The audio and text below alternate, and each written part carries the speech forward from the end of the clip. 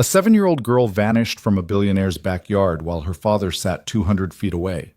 The kidnappers demanded cutting-edge artificial intelligence in exchange for her life.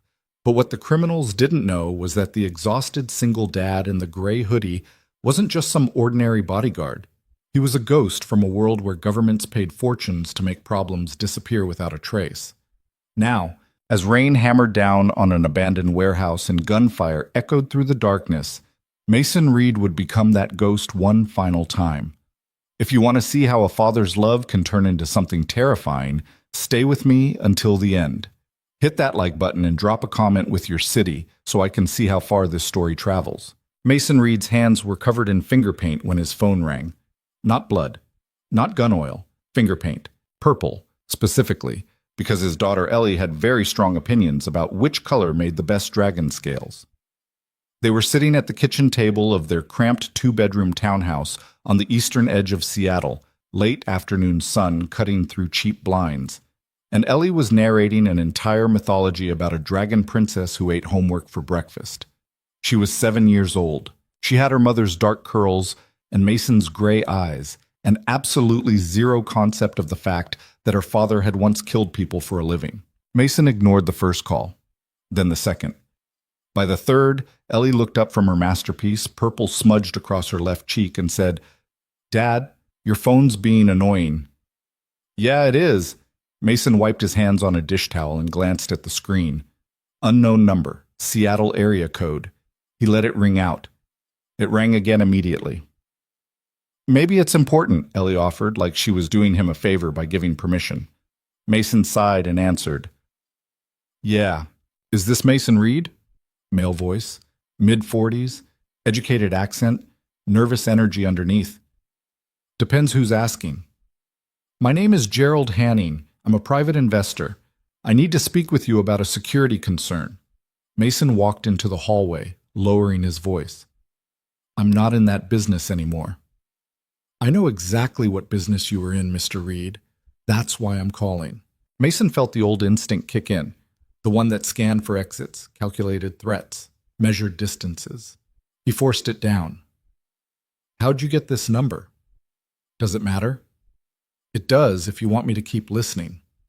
There was a pause, then, "A mutual friend, someone who worked in operational logistics for the State Department.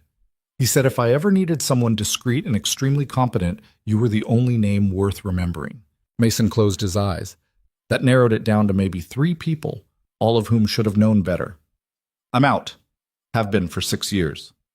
"I understand, but this isn't a government contract. It's private, very private, and frankly, I'm out of options."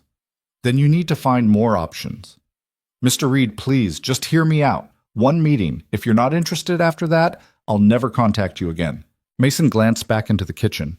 Ellie was humming to herself, adding what looked like explosions to her dragon painting. She was happy. She was safe.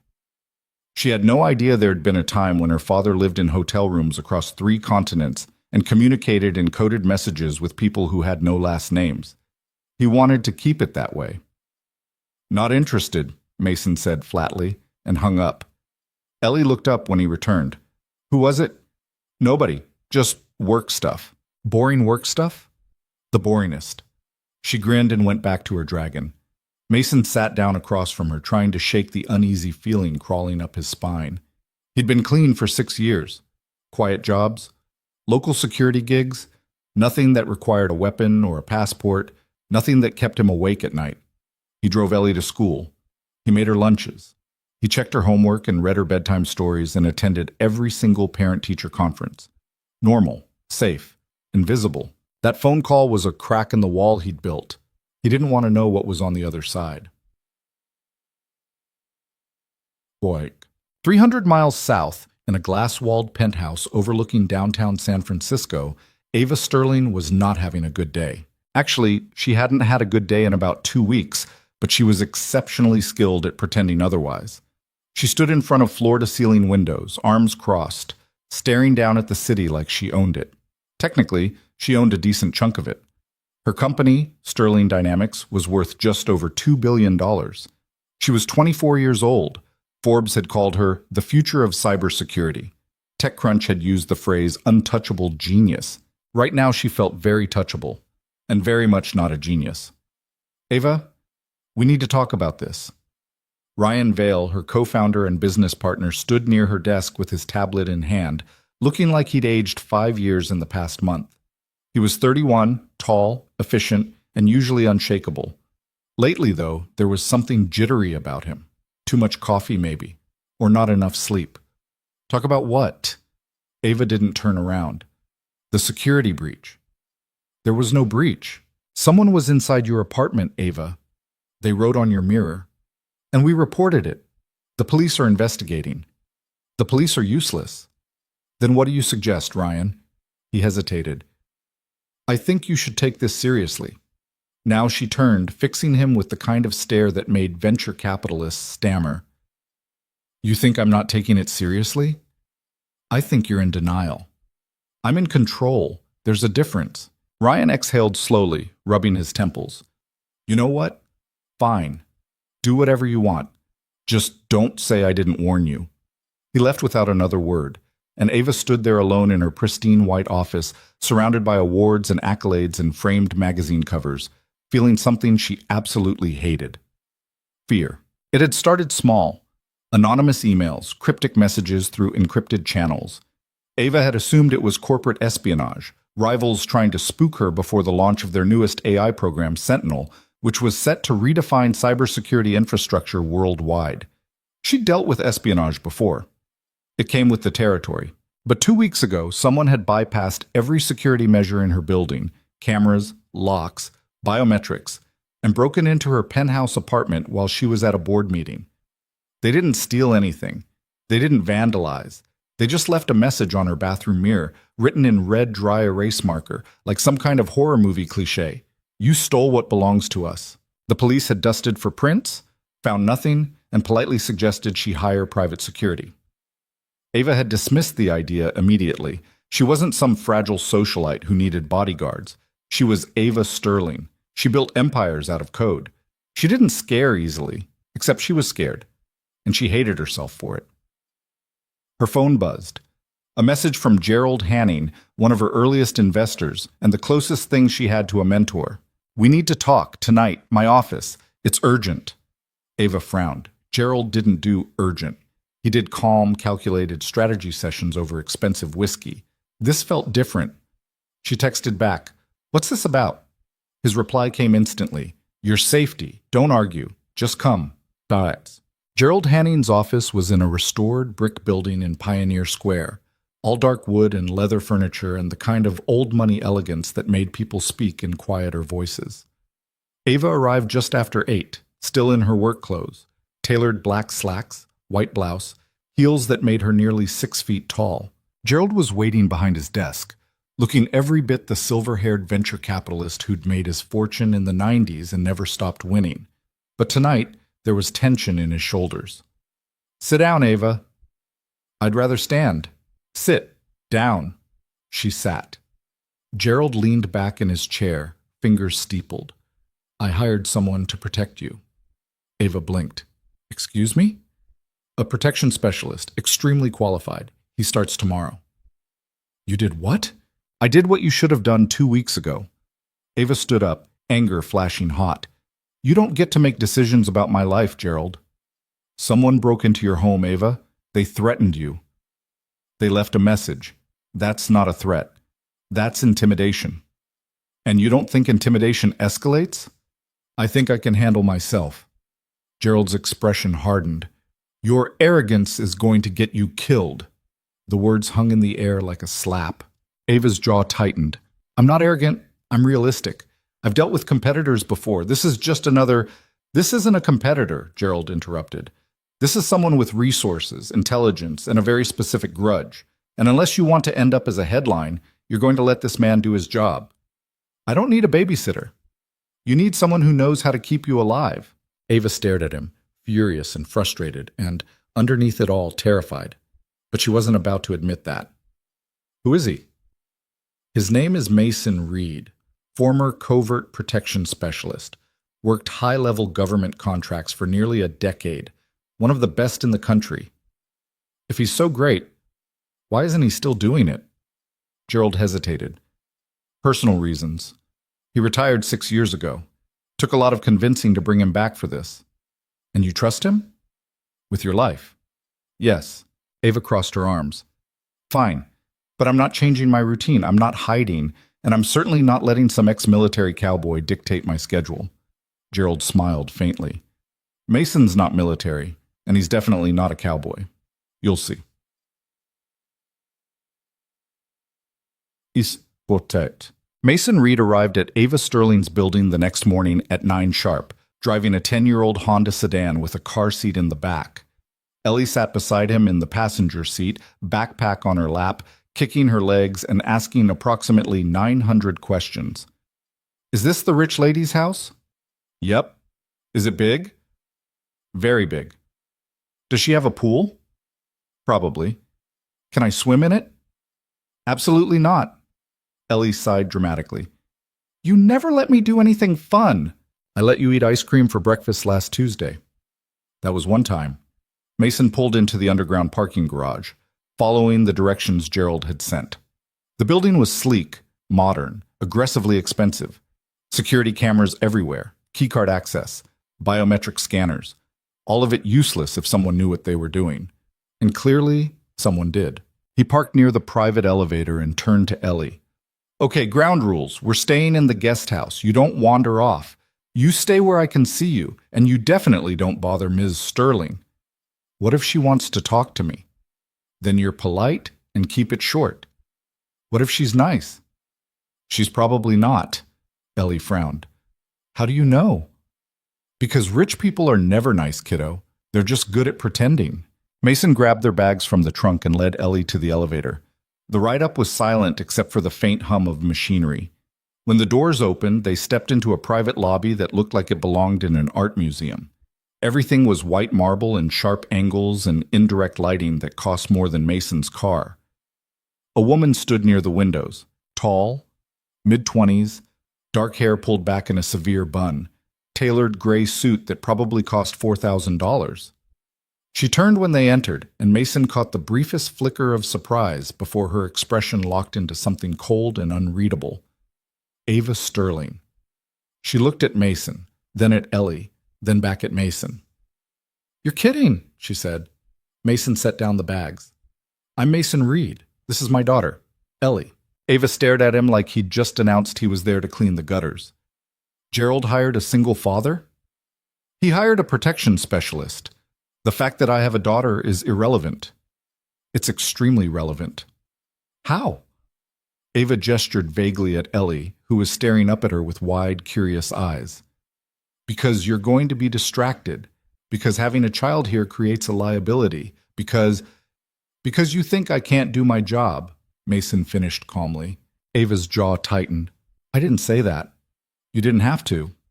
They stood there, locked in a silent stalemate, until Ellie broke the tension by stepping forward and extending her tiny hand. Hi, I'm Ellie. I'm 7. We're staying in your guest house. My dad says you're probably not nice, but I think you have kind eyes, so he might be wrong. Ava blinked. Then, despite herself, the corners of her mouth twitched. She shook Ellie's hand gravely. I'm Ava. Thank you for the compliment. Your dad might be right, though. He's wrong about a lot of things, Ellie said cheerfully. Like, he thinks broccoli is good. It's not. Mason cleared his throat. Ellie, why don't you check out the guest house? I need to talk to Ms. Sterling. Ellie nodded and scampered off toward the glass doors leading to the outdoor terrace. Ava watched her go, then turned back to Mason. I don't want to be rude, but I didn't ask for this. Gerald hired you without consulting me. So let's get one thing straight. I'm not changing my life because someone left a threatening note. I have meetings. I have a company to run. I'm not going to hide. I'm not asking you to hide. Then what are you asking? Nothing. I'm just going to do my job. Ava studied him for a long moment. He looked ordinary. Jeans, gray hoodie, scuffed running shoes, brown hair that needed a cut, tired eyes. Nothing about him screamed elite protection specialist. He looked like a guy who fixed motorcycles or taught high school history. You don't look like much, she said bluntly. Mason's expression didn't change. Good. Something about the way he said it made Ava pause. There was a stillness to him, a kind of quiet confidence that didn't need to prove itself. It was unsettling. "Fine," she said eventually, "but stay out of my way." Wasn't planning on getting in it. Ava turned and walked back into her office without another word. Mason stood there for a moment, alone in the pristine lobby, and allowed himself a small exhale. This was going to be a disaster. He could already tell. Ava Sterling was arrogant, defensive, and completely unprepared for the kind of danger she was in, which meant he had a lot of work to do. He found Ellie on the terrace, standing at the railing and staring out at the city below. The guest house was off to the side, a small modern structure with its own entrance. Tasteful, isolated, probably worth more than Mason's entire neighborhood. "Do you like her?" Ellie asked without turning around. "Does it matter?" "Kind of." Mason joined her at the railing. "She's complicated. She seems sad." "What makes you say that?" Ellie shrugged. "I don't know. Just the way she looks at stuff. Like she's waiting for something bad to happen." Mason glanced at his daughter, surprised. "That's pretty observant, kiddo." "I'm very smart." "You are." They stood there together in the late morning sun, and Mason felt the weight of the decision he'd made. He was back in. Not all the way, not like before, but enough. Enough to put Ellie in proximity to danger. Enough to resurrect skills he'd buried 6 years ago. He told himself it was temporary. He told himself it was just a job. But deep down, Mason knew better. Once you stepped back into that world, it didn't let you leave a second time. Ken. The first 3 days passed quietly. Too quietly. Mason moved through Ava's life like a shadow, observing without interfering. He mapped the building's security systems. He noted patterns. When staff arrived, when deliveries came, which cameras had blind spots.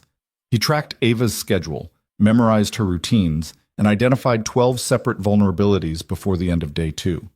He didn't tell her about any of them. Not yet. Ava, for her part, acted like he didn't exist.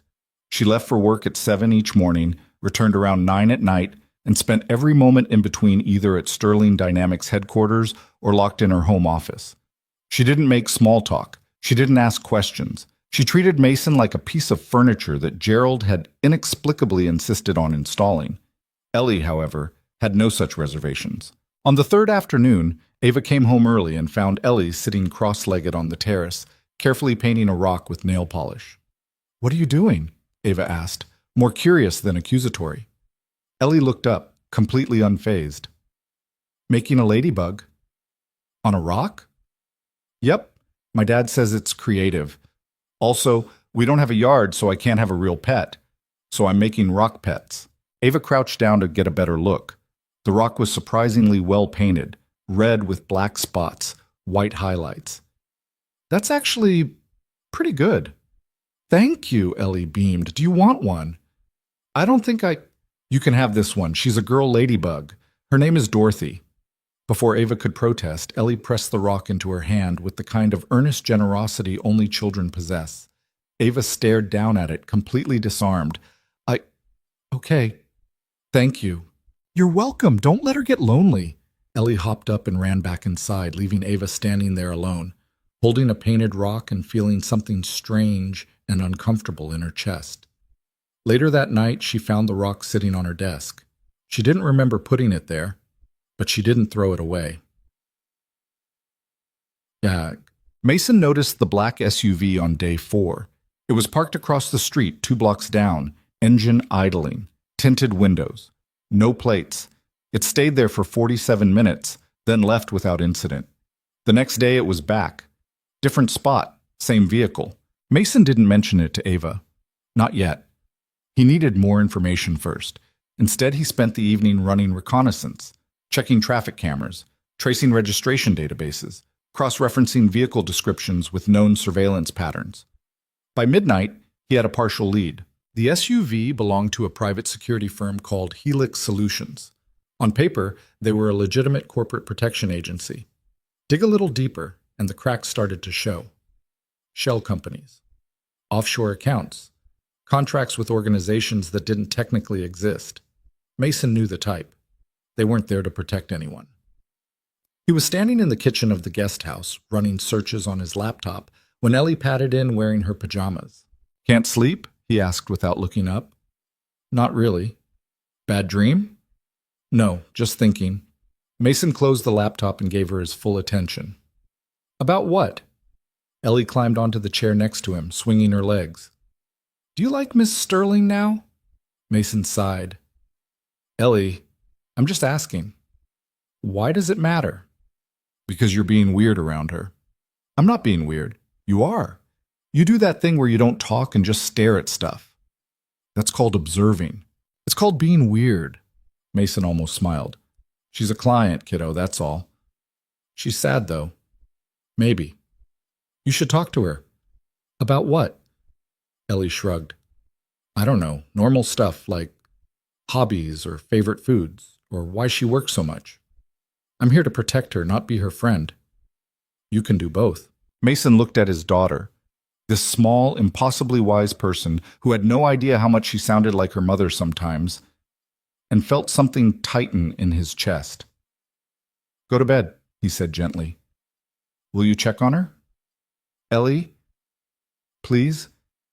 I think she's still awake, and I think she's lonely.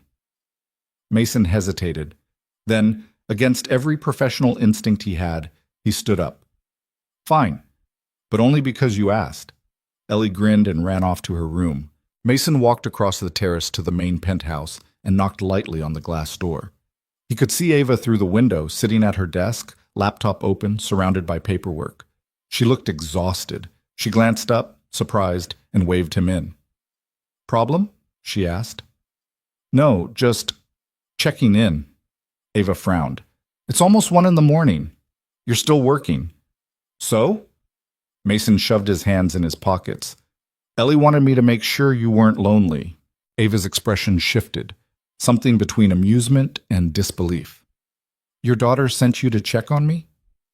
Apparently she thinks you're sad. She said that?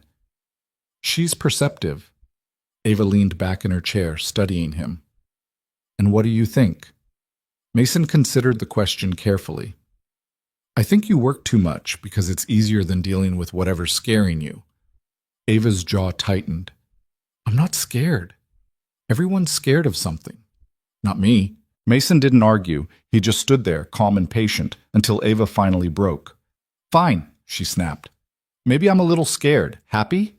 No. Then what do you want? I want you to take this seriously. Whoever's targeting you isn't going to stop because you're ignoring them. I'm not ignoring. You are. You're pretending this is just corporate espionage. But it's not. Someone with serious resources is watching you, and they're waiting for the right moment to move. Ava stood abruptly, crossing her arms. How do you know? Because I've seen this before, and it never ends well. They stared at each other across the room. Two people locked in a battle of wills neither wanted to lose. Finally, Ava exhaled. Okay, fine. What do I do? You trust me. That's asking a lot. I know. Ava looked away, her defenses cracking just slightly. I'm not good at trusting people. I'm not asking you to be good at it. I'm just asking you to try. Something in her expression softened. Why do you care? Because it's my job. Is that the only reason? Mason hesitated. Ask me again in a week. Ava almost smiled. Get out of my office, Mason. He left without another word. But for the first time since he'd arrived, Ava didn't feel quite so alone. You said, kiểm tra nếu chưa đủ số từ, hãy viết bổ sung cho đủ 6.500 đến 7.000 từ như yêu cầu cho tôi. Kiểm tra nếu chưa đủ số từ, hãy viết bổ sung cho đủ 6.500 đến 7.000 từ như yêu cầu cho tôi ngày 7 tháng 5. Claude responded, I'll check the word count and add more content to reach the 6,500 to 7,000 word target. I'll check the word count and add more content to reach the 6,500 to 7,000 word target. Checking current word count. The current part 1 is approximately 4,200 words. I need to add about 2,300 to 2,800 more words to meet your requirement. Let me continue and expand part 1. Continuing part 1. The next morning, Mason woke before dawn out of habit. Old instincts died hard. He'd spent 6 years trying to sleep past 6 a.m. and failed every single time. The guest house was quiet, except for Ellie's soft breathing from the bedroom down the hall. He made coffee in silence, standing at the kitchen window and watching the city wake up below. That's when he saw it. A maintenance van. White. Generic logo. Parked in the same spot for the third morning in a row. Mason pulled out his phone and took a photo, zooming in on the license plate. Then he ran it through a contact database he wasn't supposed to have access to anymore.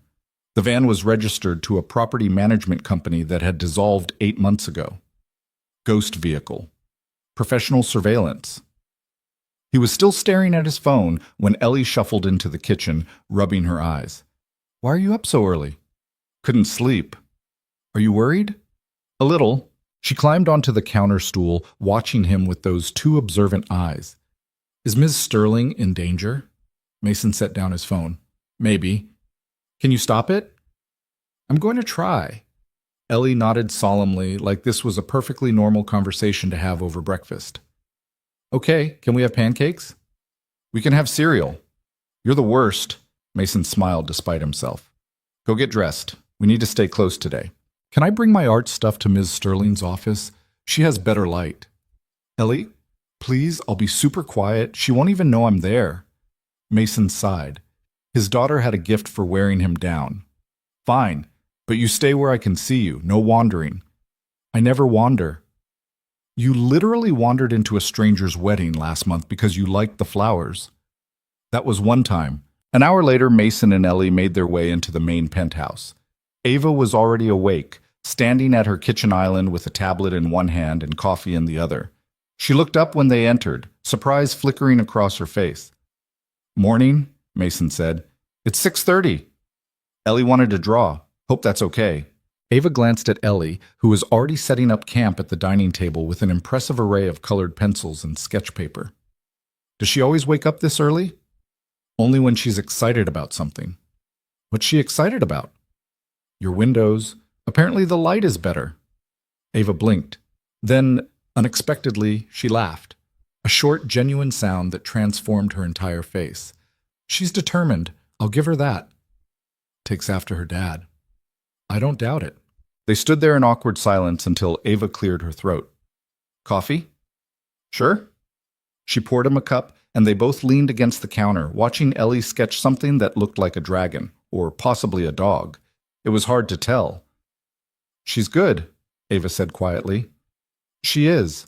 Her mom was artistic too." The words slipped out before Mason could stop them. Ava glanced at him, curiosity sharp in her eyes. "Was?" Mason stared into his coffee. "She died 6 years ago." "I'm sorry." "Yeah, me too." Ava didn't push, which Mason appreciated. Most people couldn't help themselves. They needed details, explanations, reassurance that tragedy made sense. But Ava just stood there, quiet and present, letting the moment exist without trying to fix it. Finally, she said, "Is that why you stopped doing whatever it is you used to do?" "Part of it." "What's the other part?" Mason looked at her directly. "I didn't want Ellie growing up wondering if I was coming home." Ava held his gaze for a moment, something shifting in her expression. Understanding, maybe, or respect.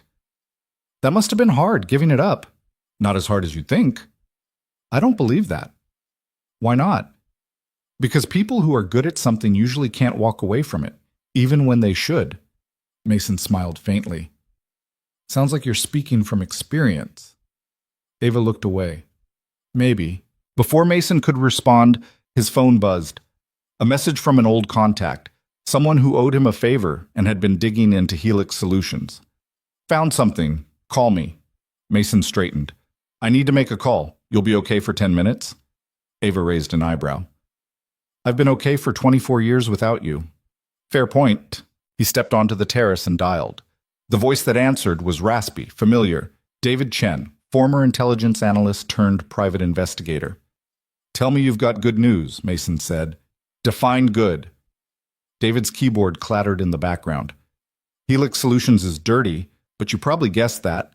Shell company owned by another shell company owned by a third shell company registered in the Caymans. But I traced the money backward. Guess who's been paying their invoices?" "Who?" "A venture capital firm called Meridian Partners." Mason frowned. "Never heard of them." You wouldn't. They're ghosts. But here's where it gets interesting. Meridian has financial ties to Sterling Dynamics. Mason's blood went cold. How close? Close enough that someone inside Ava Sterling's own company could be funding surveillance on her. You're sure? 90%. I'm still digging, but the paper trail points that direction. Mason exhaled slowly. Send me everything you've got. Already did. Check your encrypted email. And Mason? Be careful. Whoever's behind this has serious resources. I know. He hung up and stood there for a moment, processing. Someone inside Sterling Dynamics was working against Ava, which meant the threat wasn't external. It was already inside the walls. When he returned to the penthouse, Ava was sitting at the dining table with Ellie, looking at her drawings. Ellie was explaining something animated about dragon biology, and Ava was actually listening. Not the polite, distracted listening most adults did, but genuine attention. Mason watched them for a moment, feeling something complicated twist in his chest. Then Ava looked up and caught his expression. What's wrong? Nothing, just thinking. About? Work. Ava stood, concern flickering across her face. Did something happen? Mason glanced at Ellie, then back at Ava. Can we talk? Privately? They moved into her office, closing the glass door behind them. Ava crossed her arms, defensive walls going back up immediately. What is it? Someone inside your company is involved. Ava's expression froze. What are you talking about? The surveillance? The break-in? It's not external. Someone on the inside is funding it. That's impossible. It's not. I had someone trace the money.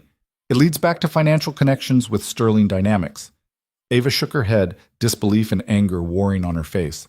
No. My people are loyal. I vetted everyone personally. Money changes loyalty, not my people. Ava, no. Her voice was sharp now, cutting. You don't know them. I do. You've been here less than a week and you think you can just... I think you're too close to see it, Mason interrupted calmly. And I think whoever's doing this is counting on that.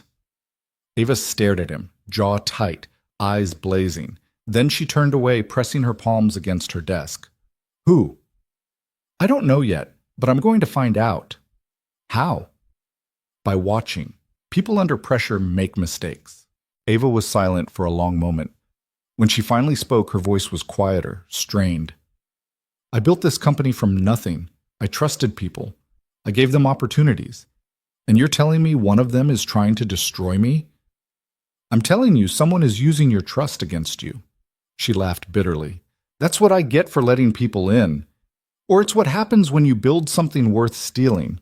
Ava looked at him, something raw and vulnerable in her expression. Why are you helping me? Because it's my job. Stop saying that. I want the real answer. Mason hesitated. The truth was complicated. The truth was that somewhere in the past week, Ava had stopped being just a client. She'd become someone Ellie cared about. Someone who showed up at midnight to check on his daughter's drawings. Someone who looked at the world like it was a battlefield, but secretly hoped it could be something else. Because I think you deserve better than this, he said finally. Ava's breath caught. For a moment, she looked like she might say something. Then her phone rang, shattering the moment. She glanced at the screen and tensed. It's Ryan, my business partner. Answer it. Ava put it on speaker. Ryan? Ava, we have a problem. Ryan's voice was clipped, urgent. Someone tried to access the Sentinel server last night. Internal breach. Ava's face went pale. What did they get? Nothing.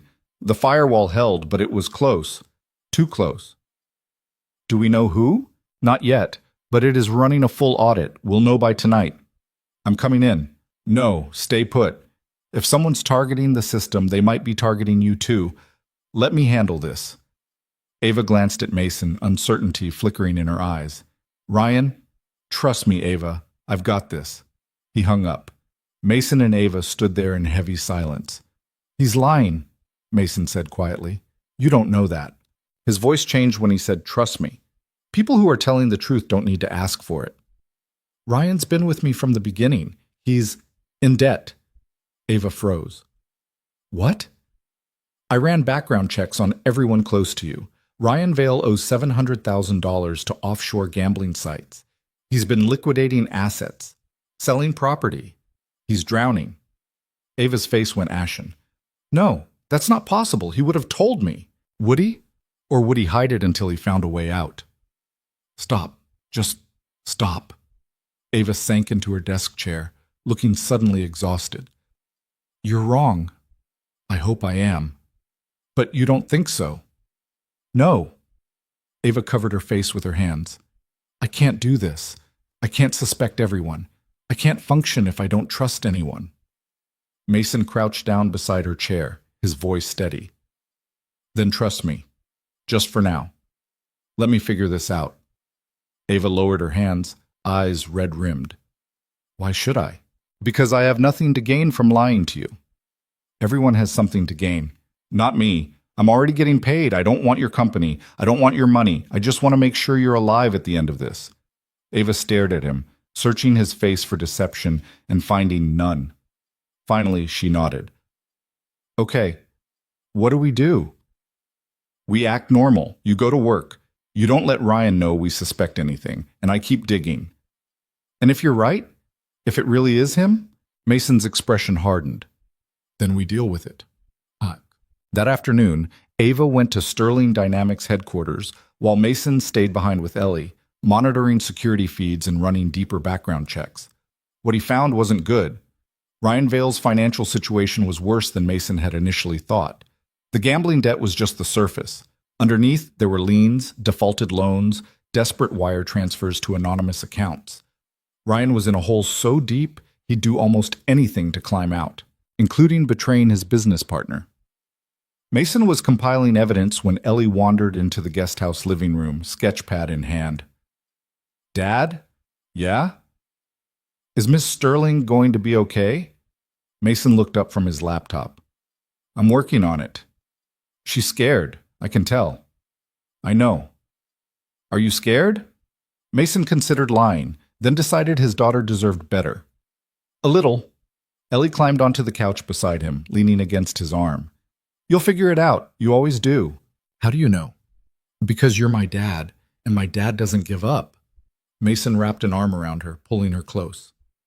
When did you get so smart? I was born this way. They sat there together while the city buzzed below, and Mason made a silent promise to himself. He would keep both of them safe. Ellie and Ava. No matter what it took. Even if it meant becoming someone he'd spent 6 years trying to forget. There's Che. Ava returned just after 7, looking drained. Mason met her at the door. How was the office? Tense, everyone's paranoid. IT found the breach point, but they can't trace who initiated it. What about Ryan? Ava hesitated. He was normal, maybe a little stressed, but nothing suspicious. Did you talk to him? Briefly. He said he's working late tonight to sort through the security logs personally. Mason's instincts flared. Alone? Yes. Why? Because that's exactly when someone guilty would try to cover their tracks.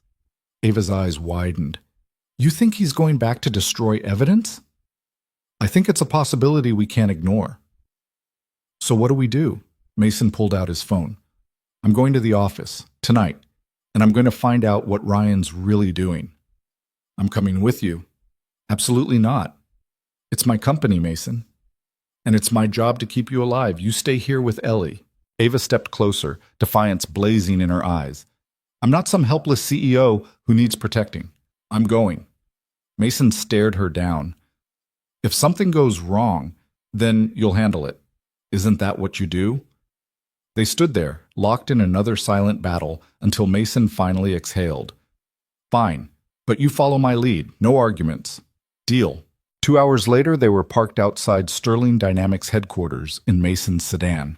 The building was dark except for a few scattered lights on the upper floors. Ryan's car sat alone in the executive parking lot. He's still here, Ava whispered. Yeah. Mason checked his watch. We go in quiet. No elevators. Stairs only. And if I tell you to run, you run. Understood? Ava nodded. They slipped through a side entrance using Ava's security clearance and made their way up the emergency stairwell. The building felt different at night. Hollow, echoing, full of shadows. Mason moved like he'd done this 1,000 times before, and Ava realized with a jolt that he probably had. They reached the executive floor and paused. Down the hallway, light spilled from Ryan's office. Mason held up a hand. "Wait here." Ava grabbed his wrist. "Be careful." He nodded and moved silently down the corridor. Through the glass walls of Ryan's office, Mason could see him hunched over his computer typing frantically. His desk was covered in printouts, USB drives, scattered files. He looked panicked, desperate, guilty. Mason pushed the door open. Ryan spun around, face going white. "Jesus! Mason? What are you... working late?" Mason stepped inside, closing the door behind him. "I'm running security diagnostics. What are you doing here? Making sure you're not the one who needs diagnosing." Ryan's expression shifted, confusion to realization to anger. "Are you accusing me of something?" "Should I be?" "Get out of my office." "Not until you explain why you owe $750,000 to offshore gambling sites." Ryan's face drained of color. That's personal. It has nothing to do with... It has everything to do with it. You're drowning in debt, Ryan, and someone's paying Helix Solutions to surveil Ava. Connect the dots. I would never hurt Ava. Then why are you here at midnight deleting files? I'm not deleting files. I'm trying to find out who breached the system. By yourself?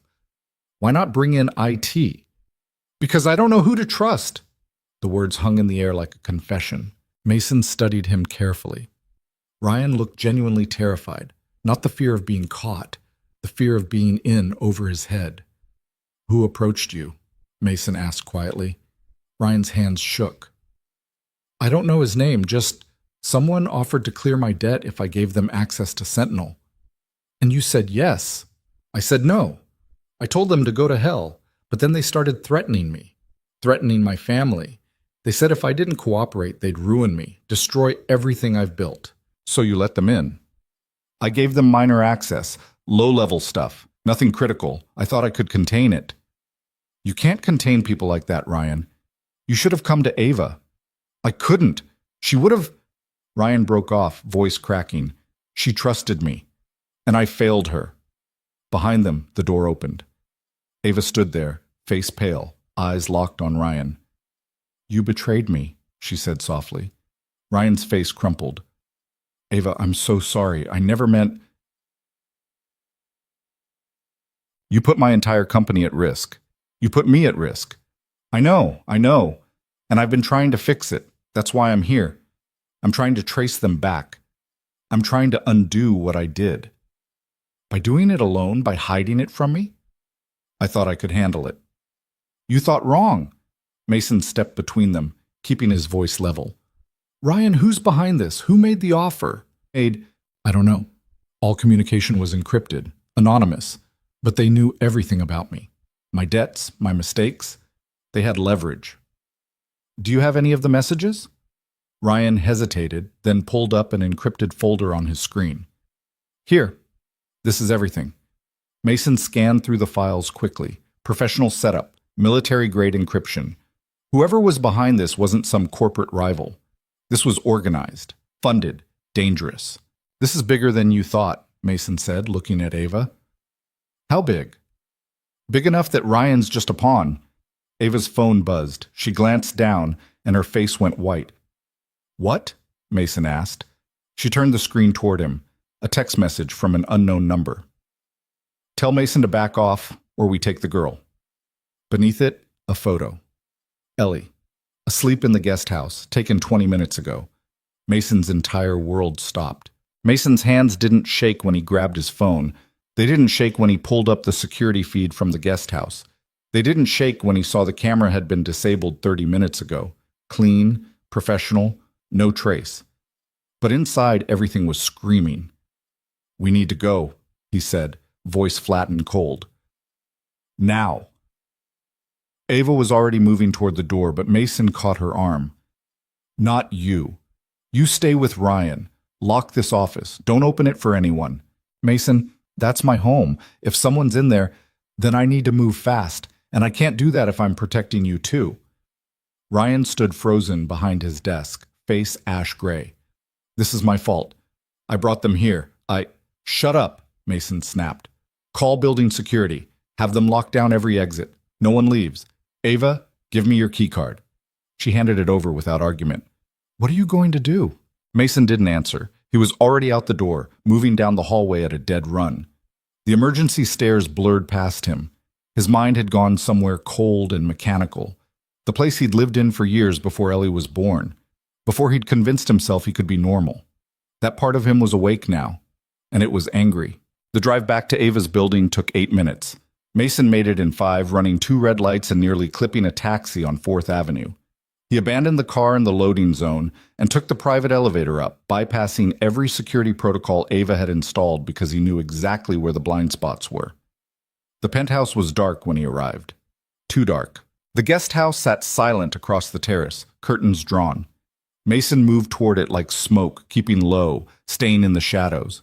He'd left his service weapon locked in storage 6 years ago and hadn't touched it since. Right now, he wished he'd made a different choice. He tested the door handle. Unlocked.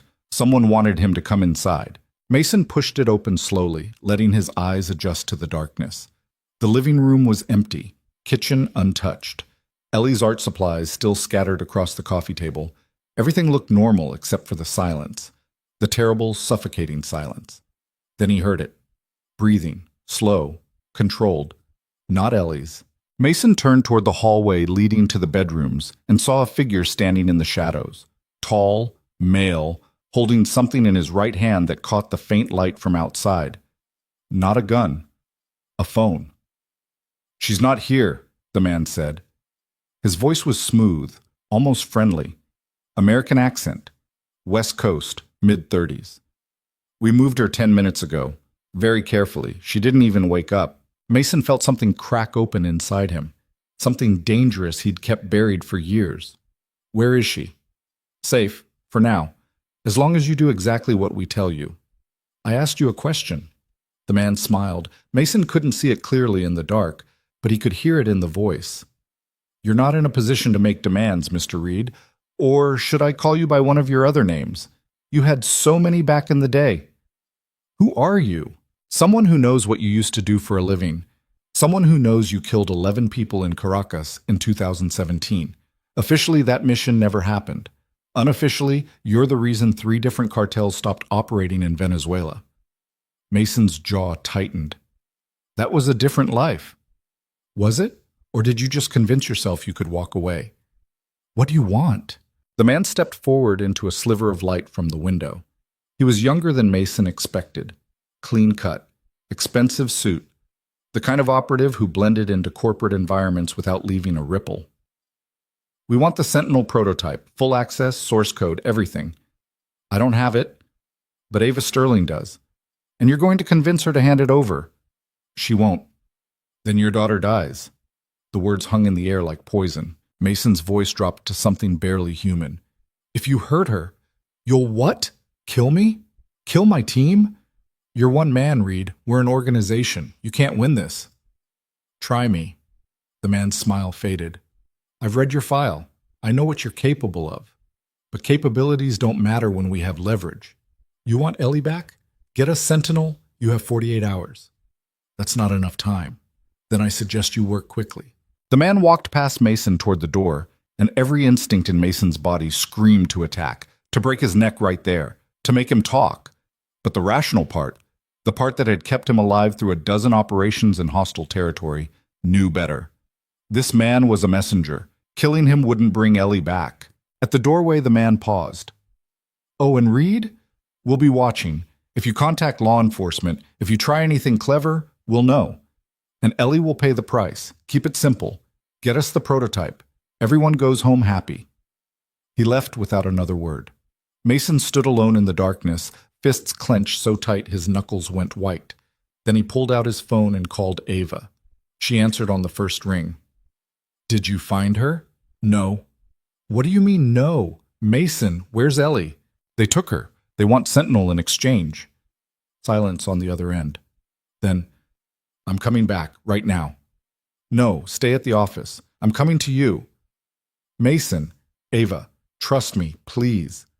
She hesitated, then, "Okay, hurry." Mason took one last look at Ellie's bedroom. Her stuffed animals arranged carefully on the bed, her drawings taped to the walls, her entire small, perfect world, and felt something harden inside him. Whoever took his daughter had just made the worst mistake of their lives. 20 minutes later, Mason walked back into Ryan's office at Sterling Dynamics. Ava and Ryan were both there, looking shell-shocked.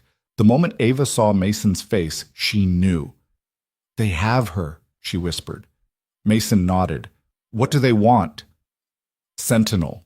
Full prototype. 48 hours." Ryan's face went even paler. "This is because of me. I led them here. Shut up, Ryan." Ava's voice was steel. "You'll have time to hate yourself later. Right now we need to think." She turned to Mason. "Can we track them?" "Not without resources I don't have anymore." "What about your old contacts, people you worked with?" "Most of them are dead or retired. The ones who aren't won't touch something like this without government authorization." "Then we give them Sentinel."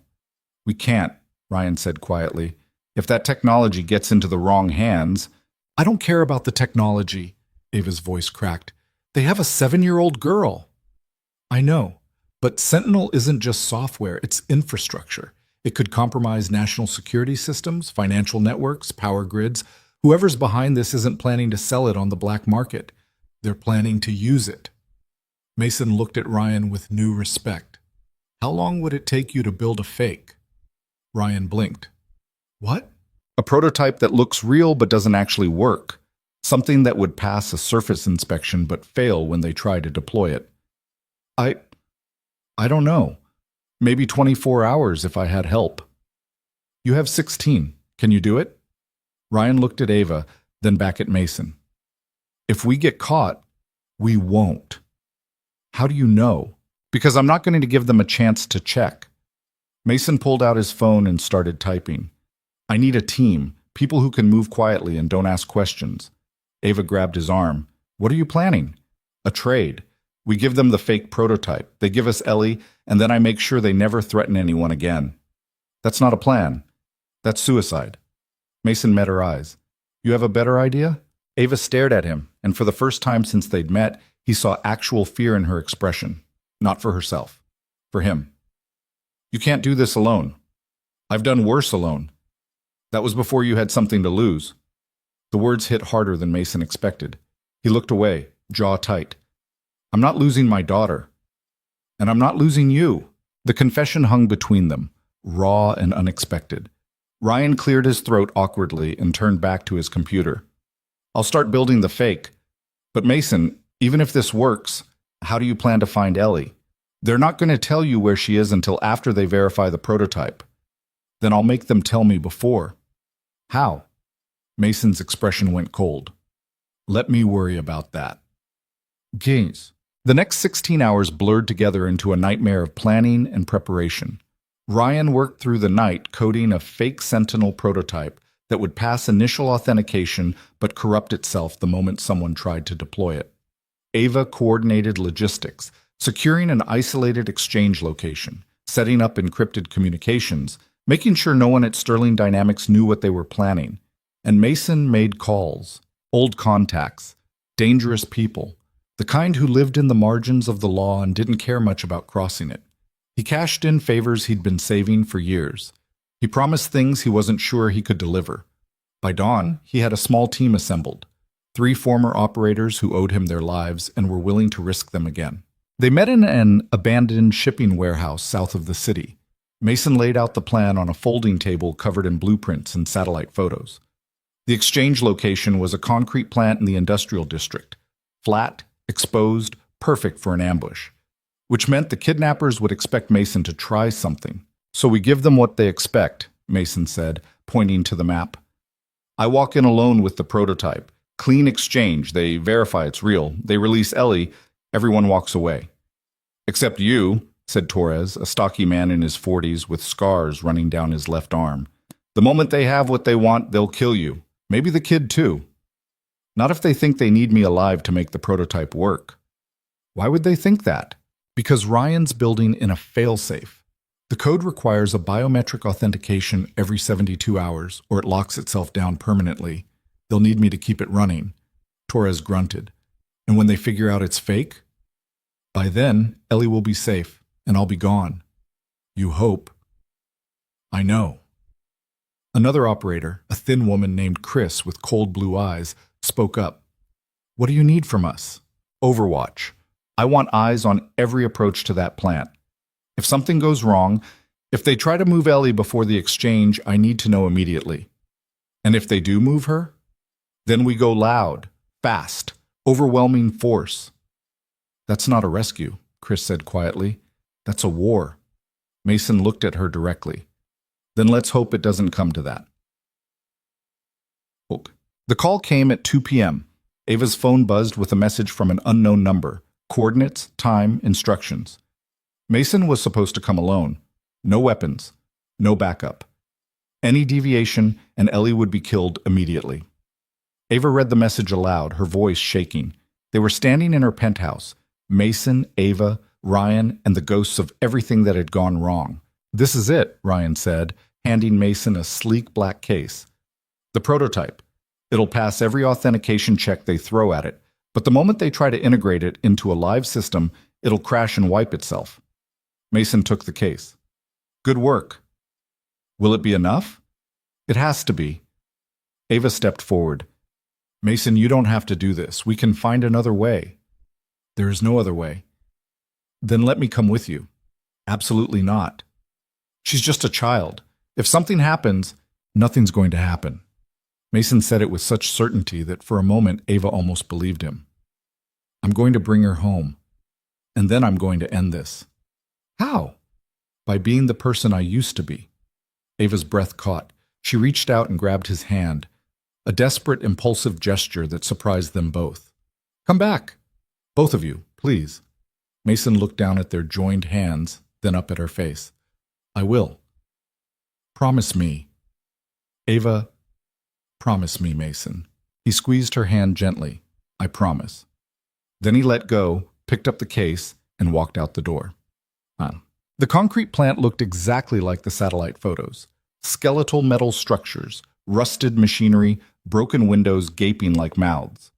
Mason arrived 30 minutes early and parked 2 blocks away, approaching on foot. Torres and Chris were already in position, Torres on a rooftop with a rifle, Chris in a stolen utility van monitoring communications. Mason's earpiece crackled. I've got movement, Torres said. 3 vehicles, black SUVs, military grade. They're setting up a perimeter. How many? At least 8 hostiles. Could be more inside the buildings. Any sign of Ellie? Negative. They're keeping her hidden until you show. Mason moved through the shadows, staying low. His heart was pounding, but his hands were steady. This was familiar territory. He'd done extractions in worse conditions. He'd faced worse odds. But he'd never had this much to lose before. He emerged into the open courtyard at exactly 4 p.m., the black case in his left hand. The sun was low and harsh, turning everything orange and hostile. The SUVs formed a semicircle 30 yards ahead.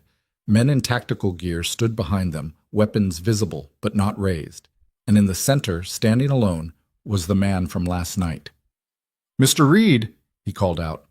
Right on time. I appreciate punctuality. Mason walked forward slowly, scanning for Ellie. Where is she? Safe. Show me the prototype first. Show me my daughter. The man smiled and gestured toward one of the SUVs. The back door opened and Ellie was pushed out, still in her pajamas, eyes wide and frightened but unharmed. A woman in black tactical gear held her arm firmly. Mason's chest tightened. Ellie! Dad! Her voice was small and scared. The man held up a hand. She's fine. A little frightened, but fine. Now, the prototype. Mason held up the case. Biometric lock. I'm the only one who can open it. Then open it. Mason knelt down, placing the case on the cracked concrete. He pressed his thumb against the scanner, and the locks disengaged with a soft click. Inside, nestled in custom foam, was a compact server unit, the kind that looked expensive and sophisticated enough to be exactly what they wanted. The man approached slowly, keeping his distance. He pulled out a tablet and connected it wirelessly to the server. Code scrolled across the screen. Mason held his breath. Authentication successful, the man said after a moment. Architecture matches the specifications. Core protocols are intact. He looked up at Mason with something like respect. You actually brought it. I'm impressed. I want my daughter. Of course. The man nodded to the woman holding Ellie. Let her go. The woman released Ellie's arm and she ran toward Mason. He caught her, pulling her into his arms so tightly it hurt. She buried her face in his shoulder, shaking. I've got you, Mason whispered. I've got you. You're safe now. I want to go home, Dad. We will. I promise. The man closed the case. This was easier than I expected, Mr. Reed. I thought you'd try something heroic. I'm not a hero. I'm just a father. That's what makes this so tragic. Mason looked up sharply. What? The man raised his hand, a signal. Gunfire erupted from 3 directions at once. Mason threw himself over Ellie, shielding her with his body as bullets tore through the air where they'd been standing. He rolled behind a concrete barrier, pulling Ellie with him, his mind racing. They'd planned this. They were never going to let them go. Torres, Mason shouted into his earpiece. I need cover, now! On it! A rifle shot cracked from the rooftop, and one of the hostiles went down. Chaos erupted. The tactical team scattered, returning fire toward Torres's position. Mason used the distraction to move, dragging Ellie toward the nearest building, an old processing facility with rusted doors and broken windows. More gunfire. Closer now. Mason shoved Ellie through a doorway and followed, slamming the metal door behind them. It wouldn't hold long. Inside the building was a maze of collapsed machinery and shadows. Mason pulled Ellie deeper into the darkness, his mind working furiously. They were outnumbered and outgunned. Torres and Chris could provide support, but not for long. He needed to get Ellie out of the kill zone. Dad, I'm scared. I know, baby, I know, but I need you to be brave for me, okay? Just a little longer. Are they going to hurt us? No, I won't let them. Behind them, the door exploded inward. Flashlights swept through the darkness, voices shouting coordinates. Mason found a maintenance shaft, narrow, barely big enough for Ellie. He pulled her close, speaking quickly. Listen to me very carefully. You're going to crawl through this shaft. It leads to the back of the building. When you get outside, run toward the parking lot. Torres will find you. Don't stop. Don't look back. Just run. What about you? I'll be right behind you. You're lying. Mason's throat tightened. Ellie, you're staying to fight them, like you did before, when Mom died. The words cut deeper than any bullet. Mason cupped her face in his hands. I'm coming back, I promise, but I need to make sure you're safe first. Tears streaked down her cheeks. I don't want to lose you. You won't. Now go, please. Ellie hesitated one more heartbreaking moment. Then she crawled into the shaft, disappearing into the darkness. Mason turned back toward the approaching footsteps and felt the last piece of his old self click into place. He wasn't Mason Reed, the single father, anymore. He was the ghost who'd haunted cartels and terror networks, and he was done running. The first hostile came around the corner, flashlight cutting through the shadows. Mason moved like water, silent, fast, brutal. He disarmed the man in 2 moves and used his own weapon to take down the second hostile behind him. Gunfire echoed through the building. Mason moved through it like smoke, using the machinery and shadows as cover, taking down hostiles one by one. No hesitation, no mercy. Just cold, calculated efficiency. Torres's voice crackled in his ear. Chris has Ellie, she's safe. Get out of there, Mason. The whole area is about to be swarming. Not yet. What are you doing? Finishing this. Mason found the man from last night near the entrance, directing his remaining team. When he saw Mason emerge from the shadows, his expression shifted from confident to genuinely afraid. How many did you bring? Mason asked quietly. Enough. Not enough. The man reached for his weapon, but Mason was faster. He closed the distance in 3 strides and struck. Precise, controlled, devastating. The man went down hard. Mason crouched beside him, voice cold. Who hired you? The man spat blood. You think I'm going to tell you? I think you're going to tell me, or I'm going to make sure you never walk again. Fear flickered in the man's eyes. Real fear. You don't understand. This is bigger than me. Bigger than you. You can't stop it. Watch me. It's Sterling Dynamics. Someone inside. They wanted Sentinel destroyed before launch. The kidnapping was just leverage. Mason's blood went cold. Who? I don't know. We were hired through intermediaries, offshore accounts, shell companies. You're lying.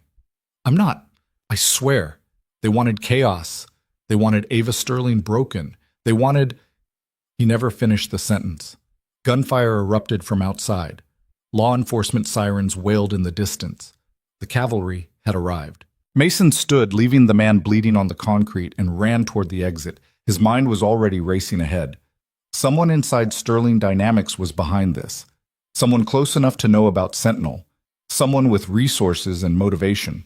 Someone who just tried to kill a 7-year-old girl to achieve their goals. Mason burst into the fading daylight and saw Chris's van waiting. She threw open the door. "Get in! Now!"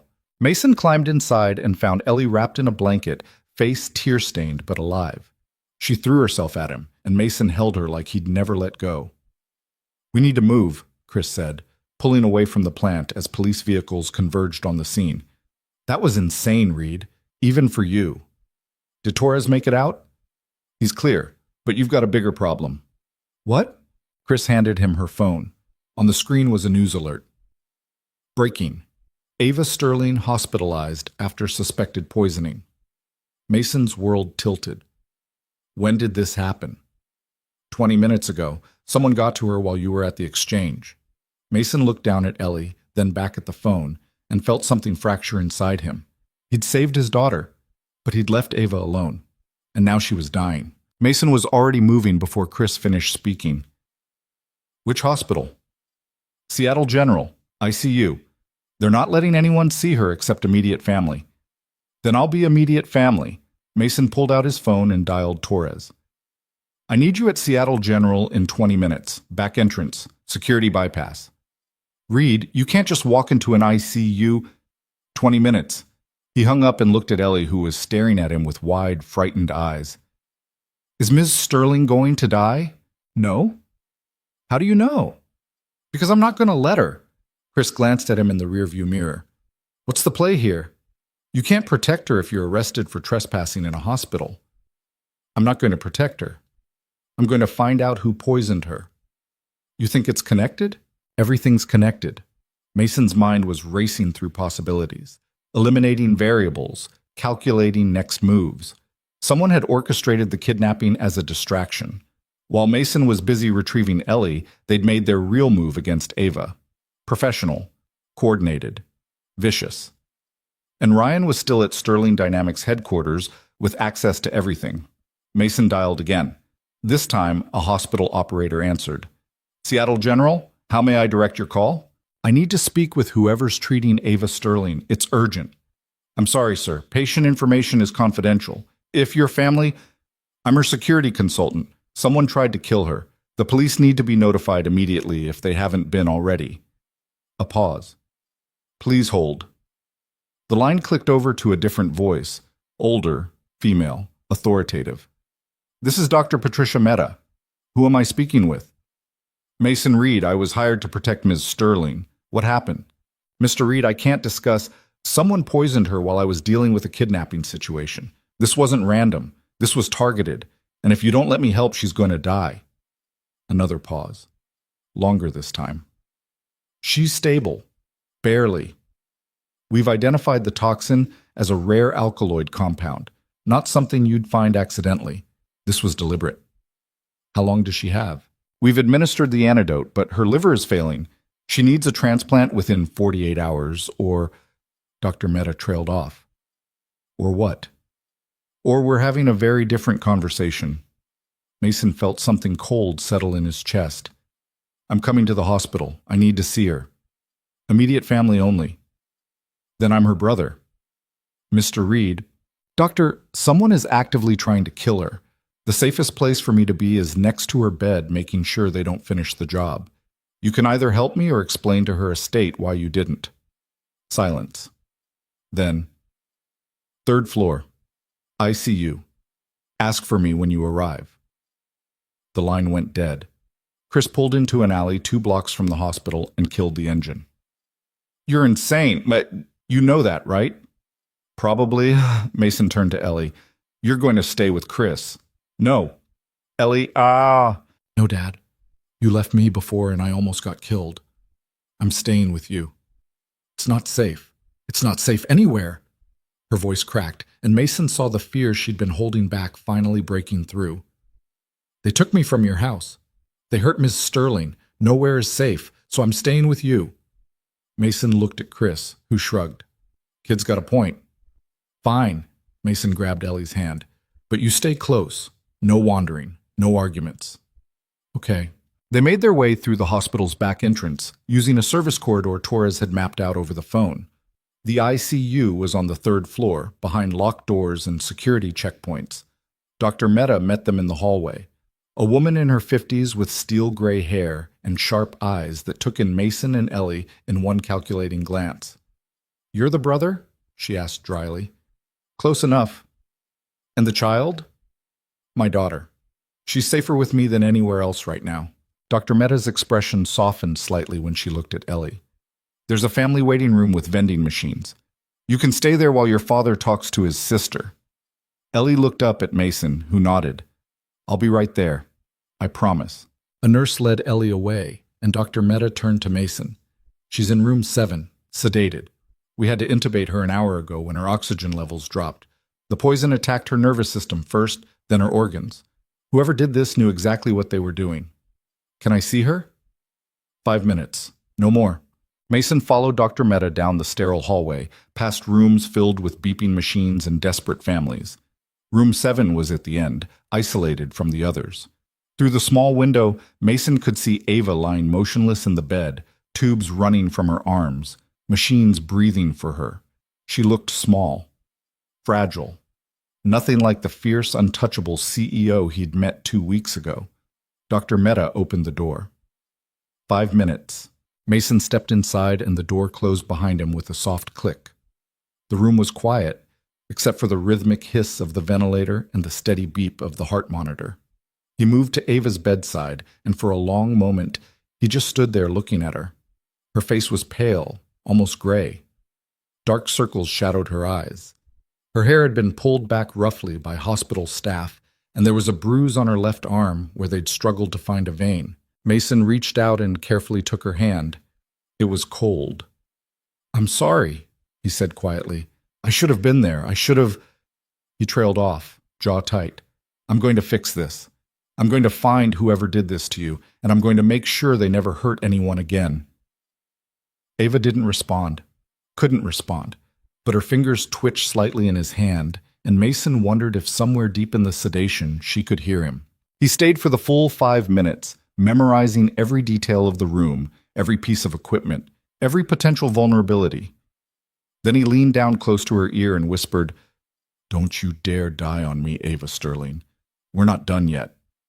When he stepped back into the hallway, Dr. Mehta was waiting. The police are on their way. They'll want to talk to you. I'll talk to them after I find who did this. Mr. Reed, how was she poisoned? Dr. Mehta hesitated. We're not certain, but based on the timeline and concentration in her blood, it was likely administered through something she ingested. Coffee, food, something she consumed within 2 hours of collapse. She was at her office. Then that's where you should start. Mason pulled out his phone and dialed Ryan. It rang 4 times before going to voicemail. He tried again, same result. Problem? Dr. Mehta asked. Maybe. Mason tried Sterling Dynamics' main line. A receptionist answered, sounding frazzled. Sterling Dynamics, how may I need to speak with Ryan Vale. Immediately. I'm sorry, sir. Mr. Vale left early today. He said he had a family emergency. Mason's blood went cold. When did he leave? About 3 hours ago, right after Miss Sterling was taken to the hospital. Is everything... Mason hung up and started walking toward the exit. Dr. Mehta called after him, but he didn't stop. Ryan had left the building. Ryan, who'd been drowning in debt. Ryan, who'd already betrayed Ava once. Ryan, who had access to her office, her schedule, her coffee. Ryan, who might have just tried to kill his business partner. Mason found Ellie in the waiting room, curled up in a chair with a bag of chips and a juice box. She looked up when he entered. Is Miss Sterling okay? She's alive. That's what matters right now. Where are we going? To find the person who hurt her. Ellie stood up immediately, grabbing her backpack. Okay, let's go. They met Torres in the parking garage. He was leaning against a nondescript sedan, arms crossed, looking like he'd rather be anywhere else. "You look terrible, Reed." "Feel worse. I need you to track Ryan Vale. Last known location was Sterling Dynamics 3 hours ago. He's not answering his phone." "You think he poisoned her?" "I think he's the only person who had access and motive." Torres pulled out a laptop and started typing. "Give me 10 minutes." While Torres worked, Mason tried Ryan's phone again. Still nothing. He tried Ryan's apartment. No answer.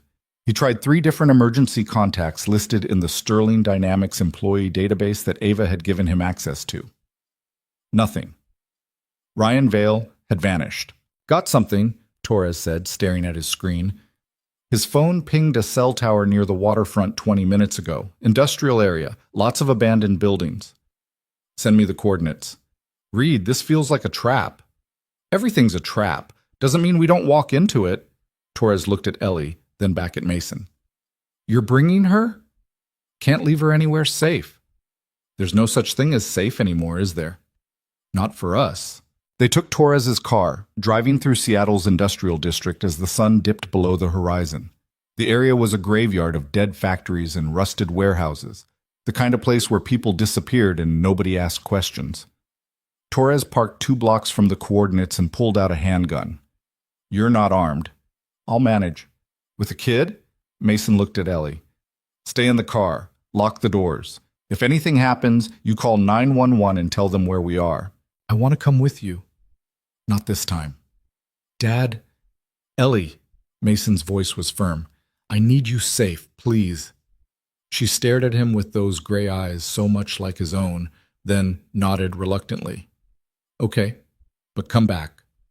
"I will." Mason and Torres moved through the darkness toward a warehouse at the end of the block.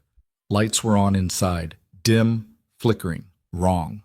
The front entrance was chained shut, but a side door hung open. They entered quietly, weapons ready. The interior was a maze of storage crates and broken machinery, and in the center, sitting at a folding table with his head in his hands, was Ryan Vale. He looked up when they approached, and Mason saw immediately that this wasn't a man preparing an ambush. This was a man who'd already lost everything. "Mason," Ryan said tiredly, I wondered when you'd find me." "You poisoned her." It wasn't a question. "No, I didn't." Ryan stood slowly, hands visible. "But I know who did." "Convince me not to shoot you right now. Because I'm the only person who can prove I'm telling the truth." Ryan reached into his jacket slowly and pulled out a USB drive. "This is everything. Financial records, communications, proof that I didn't poison Ava." Torres kept his weapon trained on Ryan while Mason took the drive and plugged it into his phone using an adapter. Files opened. Bank statements, encrypted messages, wire transfer receipts, and a name Mason recognized. "You've got to be kidding me," Mason muttered. "I wish I was." Ryan sank back into his chair. "I figured it out 2 hours ago. That's why I ran. I knew if I stayed, I'd be next. Who else knows? Just me? And now you." Mason stared at the name on the screen, feeling pieces click into place that he'd been too close to see before. "We need to get back to the hospital. Now." "Why?" "Because if I'm right, Ava's not safe there." They made it back to Seattle General in 15 minutes, breaking every traffic law in the city. Mason left Ellie with Torres in the parking garage and ran for the ICU, taking stairs 3 at a time. His badge from earlier got him through the first checkpoint, but when he reached Ava's room, Dr. Mehta was standing in the hallway with 2 security guards. "Mr. Reed, you need to leave." "What happened?" "Someone tried to access Ms. Sterling's room 5 minutes ago. They claimed to be from her company. When we asked for ID, they left. Description? Female, 30s, dark hair, professional." Mason pulled up a photo on his phone. "Her?" Dr. Mehta's eyes widened. "Yes." "Who is she?" "Someone who's about to have a very bad day." Mason showed the photo to Torres over a video call. "Her name is Jennifer Cade. She's Ava's head of operations. Find her. Now." Torres's face was grim on the screen. "Reed, if she's the one who poisoned Ava, then she's coming back to finish the job. I need police here, full security. No one gets near this room except medical staff." "On it." Mason turned to Dr. Mehta. "I need to move her. Different room, different floor. Tell no one except the medical team treating her. We can't just... Someone inside her company tried to kill her. They know she's here. They know which room. If we don't move her, she's dead by morning. Dr. Mehta stared at him for a long moment, weighing protocol against reality. Then she nodded sharply. I'll arrange it. Give me 20 minutes. While the hospital staff prepared to move Ava, Mason stood guard outside her room, mind racing through everything he'd learned. Jennifer Cade had been with Sterling Dynamics since the beginning. She'd helped build the company from nothing. She had Ava's complete trust, and she'd nearly destroyed everything. The financial records Ryan had provided showed a pattern of embezzlement stretching back 18 months. Small amounts at first, then larger. Jennifer had been siphoning money through shell companies and offshore accounts, hiding it behind legitimate operational expenses. But it wasn't enough. Sentinel's launch was going to trigger a full financial audit. Jennifer would be exposed, arrested, ruined, unless Sentinel never launched. Unless Ava Sterling was too sick or too dead to oversee the audit. Mason's phone buzzed. Torres. Found her. She's at Sterling Dynamics headquarters. Security footage shows her accessing Ava's office 20 minutes ago. What's she doing? Looks like she's destroying records. Physically. Shredding documents. Wiping hard drives. Stop her. Already called it in. Police are en route. Tell them to be careful. She's desperate. And desperate people are dangerous. Mason hung up and turned to find Dr. Mehta behind him. We're ready. We're moving her to a private room on the 5th floor. Different wing. Only the immediate treatment team will know the location. Good. I'm coming with her. Mr. Reed, non-negotiable. Dr. Mehta didn't argue. They transferred Ava to a gurney and moved her through back corridors, avoiding main hallways and elevators. The new room was smaller, more isolated, with only one entrance and windows that didn't open. Mason positioned himself by the door. No one comes in without my clearance. I don't care who they claim to be. What about you? Dr. Mehta asked. When's the last time you slept? Doesn't matter. You're no good to her if you collapse from exhaustion. I'll sleep when she's safe. Dr. Mehta studied him with those sharp, knowing eyes. She's lucky to have you. She hired me to protect her. I failed. You saved her daughter figure. You tracked down the person trying to kill her. You moved her to safety. That doesn't sound like failure to me. Mason didn't respond. Failure wasn't about results. It was about the moment he'd chosen to go after Ellie instead of staying with Ava. The moment he'd left her vulnerable. The moment someone had slipped poison into her coffee while he was miles away. He couldn't take that back. But he could make sure it never happened again. 2 hours later, Torres called with an update. Police have Jennifer in custody. She's not talking, but they found enough evidence in her office to charge her with embezzlement, attempted murder, and conspiracy. What about the kidnapping? Still working on connecting her to it, but the financial records show payments to Helix Solutions going back 6 months. She hired them. Mason felt something dark and cold settle over him. She orchestrated everything. The surveillance, the break-in, the kidnapping. All of it was designed to keep Ava distracted while Jennifer cleaned house. Looks that way. The fake prototype we gave them? That was just a bonus for Jennifer. She planned to use it to discredit Ava, claim the technology was flawed, tank the company value, and walk away with everything she'd stolen before anyone noticed. Except we noticed. Except you noticed. Reed, without you, she would have gotten away with it. Mason glanced through the window at Ava lying motionless in the hospital bed. She still might. Ava's not out of danger yet. She will be. The hospital found a transplant match, some kind of emergency donor list. They're prepping for surgery in 6 hours. For the first time in what felt like days, Mason allowed himself to exhale. Keep me updated. Will do. And Reed, get some sleep. That's an order. Mason almost smiled. You don't give me orders anymore. Someone should. The line went dead. Mason settled into the uncomfortable chair by Ava's bed and finally let his guard drop slightly. His whole body ached. His mind was fuzzy from exhaustion. But he couldn't sleep. Not yet. Not until he knew she was safe. A soft knock interrupted his thoughts. The door opened and Ellie peeked in, Torres standing behind her.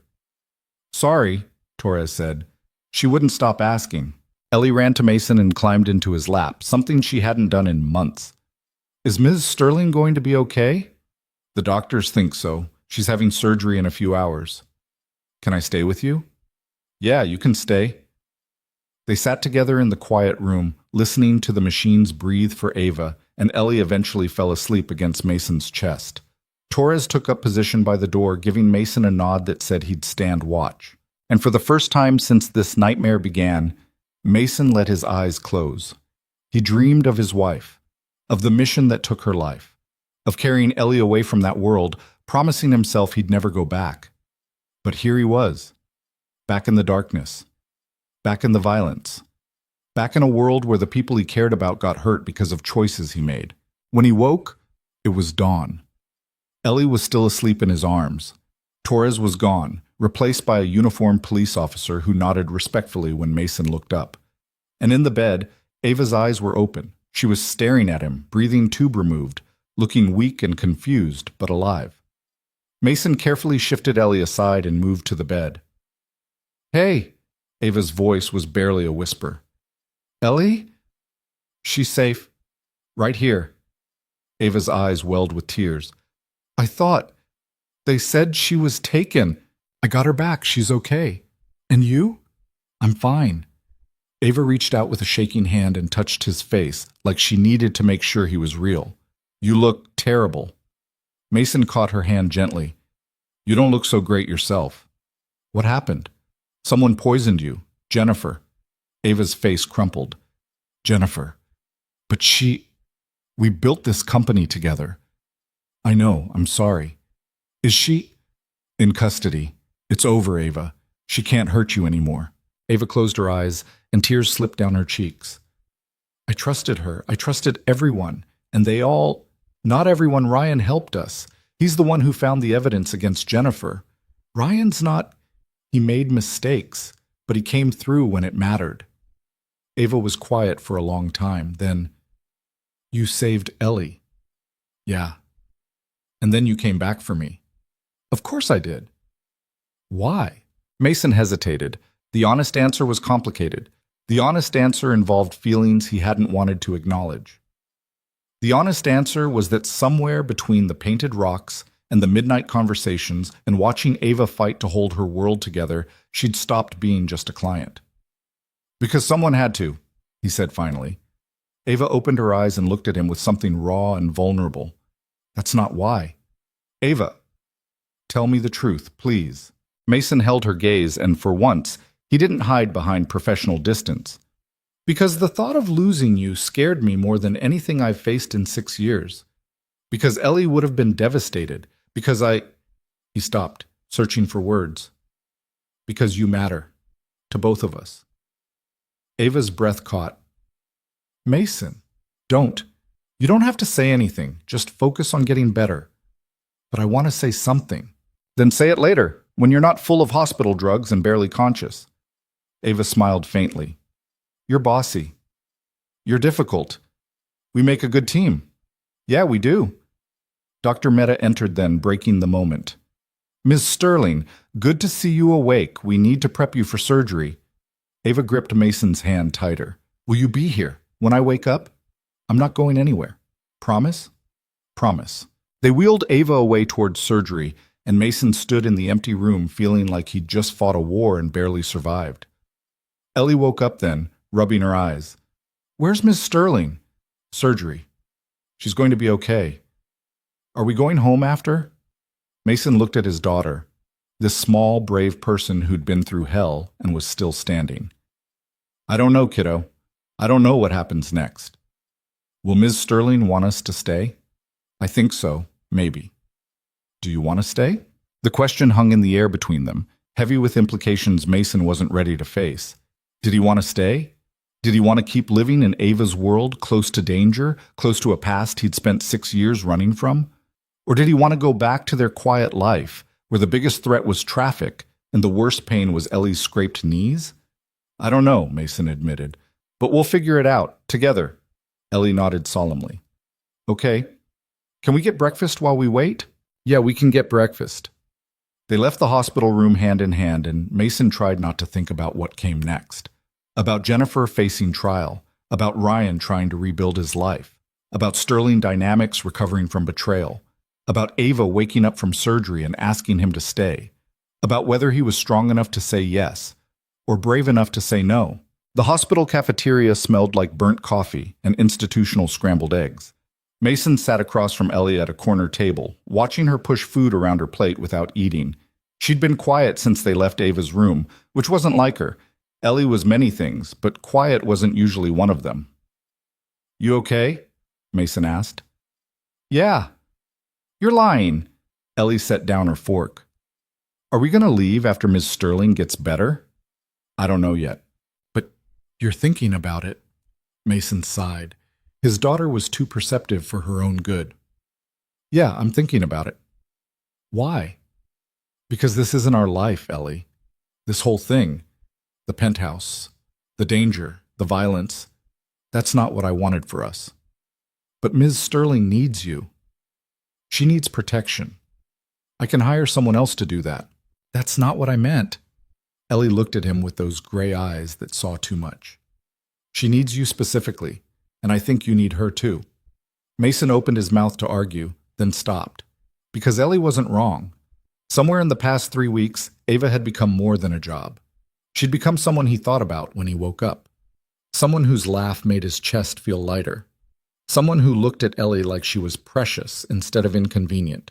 "It's complicated," Mason said finally. "Why?" "Because my job is dangerous. And being close to me puts people at risk. Your mom died because—" He stopped, the words catching in his throat. Ellie reached across the table and took his hand. "Mom died because bad people did bad things, not because of you. I was supposed to protect her." "You can't protect everyone from everything, Dad. That's not how life works." Mason stared at his 7-year-old daughter and wondered when she'd gotten so wise. "When did you grow up?" "I've always been grown up. You just weren't paying attention." Despite everything, Mason smiled. "Eat your eggs. They're gross. Eat them anyway." They sat in comfortable silence for a while, and Mason tried not to think about the surgery happening 5 floors above them.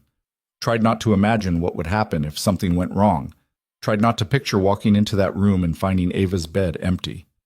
His phone buzzed. A text from Torres. "Jennifer's lawyer is trying to cut a deal. Thought you should know." Mason typed back. "What kind of deal?" "Information in exchange for reduced charges. She claims there are others involved. People higher up the chain." Mason's jaw tightened. Of course there were others. There were always others. Jennifer hadn't orchestrated this alone. Someone had provided the resources, the connections, the poison. "Keep me posted," Mason replied. He looked up to find Ellie watching him. "More bad news? Just complicated news? Is it ever going to stop being complicated?" "Probably not." "Then I guess we better get used to it." Mason reached across the table and ruffled her hair. "When did you get so brave?" "I learned from the best." They finished breakfast and made their way back to the surgical wing. Dr. Mehta was waiting in the hallway outside the operating rooms, still in her scrubs, looking tired but satisfied. "She's out of surgery," Dr. Mehta said before Mason could ask. "The transplant was successful. Her body is accepting the new liver. Barring any complications, she should make a full recovery." Mason felt something unknot in his chest. "When can I see her?" "She'll be in recovery for another hour. After that, she'll be moved to ICU for observation. You can see her then, but she'll be sedated for at least 12 hours. "I'll wait." Dr. Mehta studied him with those sharp eyes. "You care about her." It wasn't a question, but Mason answered anyway. "Yeah, I do." "Good. She's going to need people who care about her when she wakes up. This kind of betrayal—" Dr. Mehta shook her head. "It does damage that medicine can't fix." "I know." "Do you?" "Because in my experience, people who've been hurt like this don't just bounce back. They close themselves off. They stop trusting. They convince themselves they're better off alone." Mason thought about the past 6 years, about how he'd done exactly that after losing his wife, how he'd built walls so high that even Ellie had struggled to reach him sometimes. What do I do? Be patient, be honest, and don't let her push you away when she tries. She's going to try. She's Ava Sterling. Of course she's going to try. Dr. Mehta left to check on other patients, and Mason settled into another uncomfortable waiting room chair. Ellie curled up beside him, head on his shoulder, and eventually dozed off. Mason sat there holding her, mind racing through everything that had happened. 3 weeks ago, he'd been a nobody. A single dad doing low-level security work and trying to forget he'd ever been anything else. Now he'd saved a billionaire's life, dismantled a corporate conspiracy, and recovered his daughter from kidnappers. And he still had no idea what happened next. His phone rang, Ryan's name on the screen. Mason answered quietly, trying not to wake Ellie. Yeah? Mason, I heard about the surgery. Is she okay? She's alive. That's what matters. I need to talk to you about Jennifer, about everything. Not now, Ryan. Please, just 5 minutes. There are things you need to know. Mason glanced at Ellie, still sleeping peacefully, then stood and moved to the hallway. Make it quick. Jennifer wasn't working alone. I've been going through her files, her communications, everything. She had a partner, someone outside the company who provided the resources and connections. Who? I don't know yet. All the communications were encrypted, but whoever it is, they're still out there, and they're not going to be happy that Jennifer got caught. Mason felt that old familiar weight settle on his shoulders. You think they'll come after Ava again? I think they invested a lot of money in this operation, and people like that don't just walk away from their investments. Then we need to find them first. How? By doing what Jennifer couldn't, by making Sentinel's launch happen exactly as planned. If this person is still watching, they'll make a move. Ryan was quiet for a moment. You want to use Ava as bait. I want to finish what we started. Ava built this company. She deserves to see it succeed. And if something goes wrong, then I'll handle it. You can't handle everything, Mason. Watch me. Mason hung up and stood in the hallway, thinking through the logistics. Sentinel's launch was scheduled for 3 weeks from now. A massive event, press, investors, demonstrations, high profile enough that anyone targeting it would have to show themselves. Risky, dangerous, probably stupid, but it was also the only way to draw out whoever was pulling the strings. When he returned to the waiting room, Ellie was awake. Who was that? Ryan. He's trying to help. Do you trust him? Not completely, but I don't think he'll betray us again. Because he's scared? Because he knows what happens to people who betray us twice. Ellie thought about this. Are you going to hurt him if he does? Mason looked at his daughter and chose his words carefully. I'm going to make sure he doesn't get the chance. An hour later, they were allowed into Ava's ICU room. She looked better than before, color returning to her face, breathing on her own, vital signs stable. But she was still unconscious, floating somewhere between sleep and sedation. Mason pulled a chair close to her bed while Ellie set up camp in the corner with her art supplies. Are you going to sit here the whole time? Ellie asked. Probably. That's kind of romantic. It's called doing my job. Sure it is.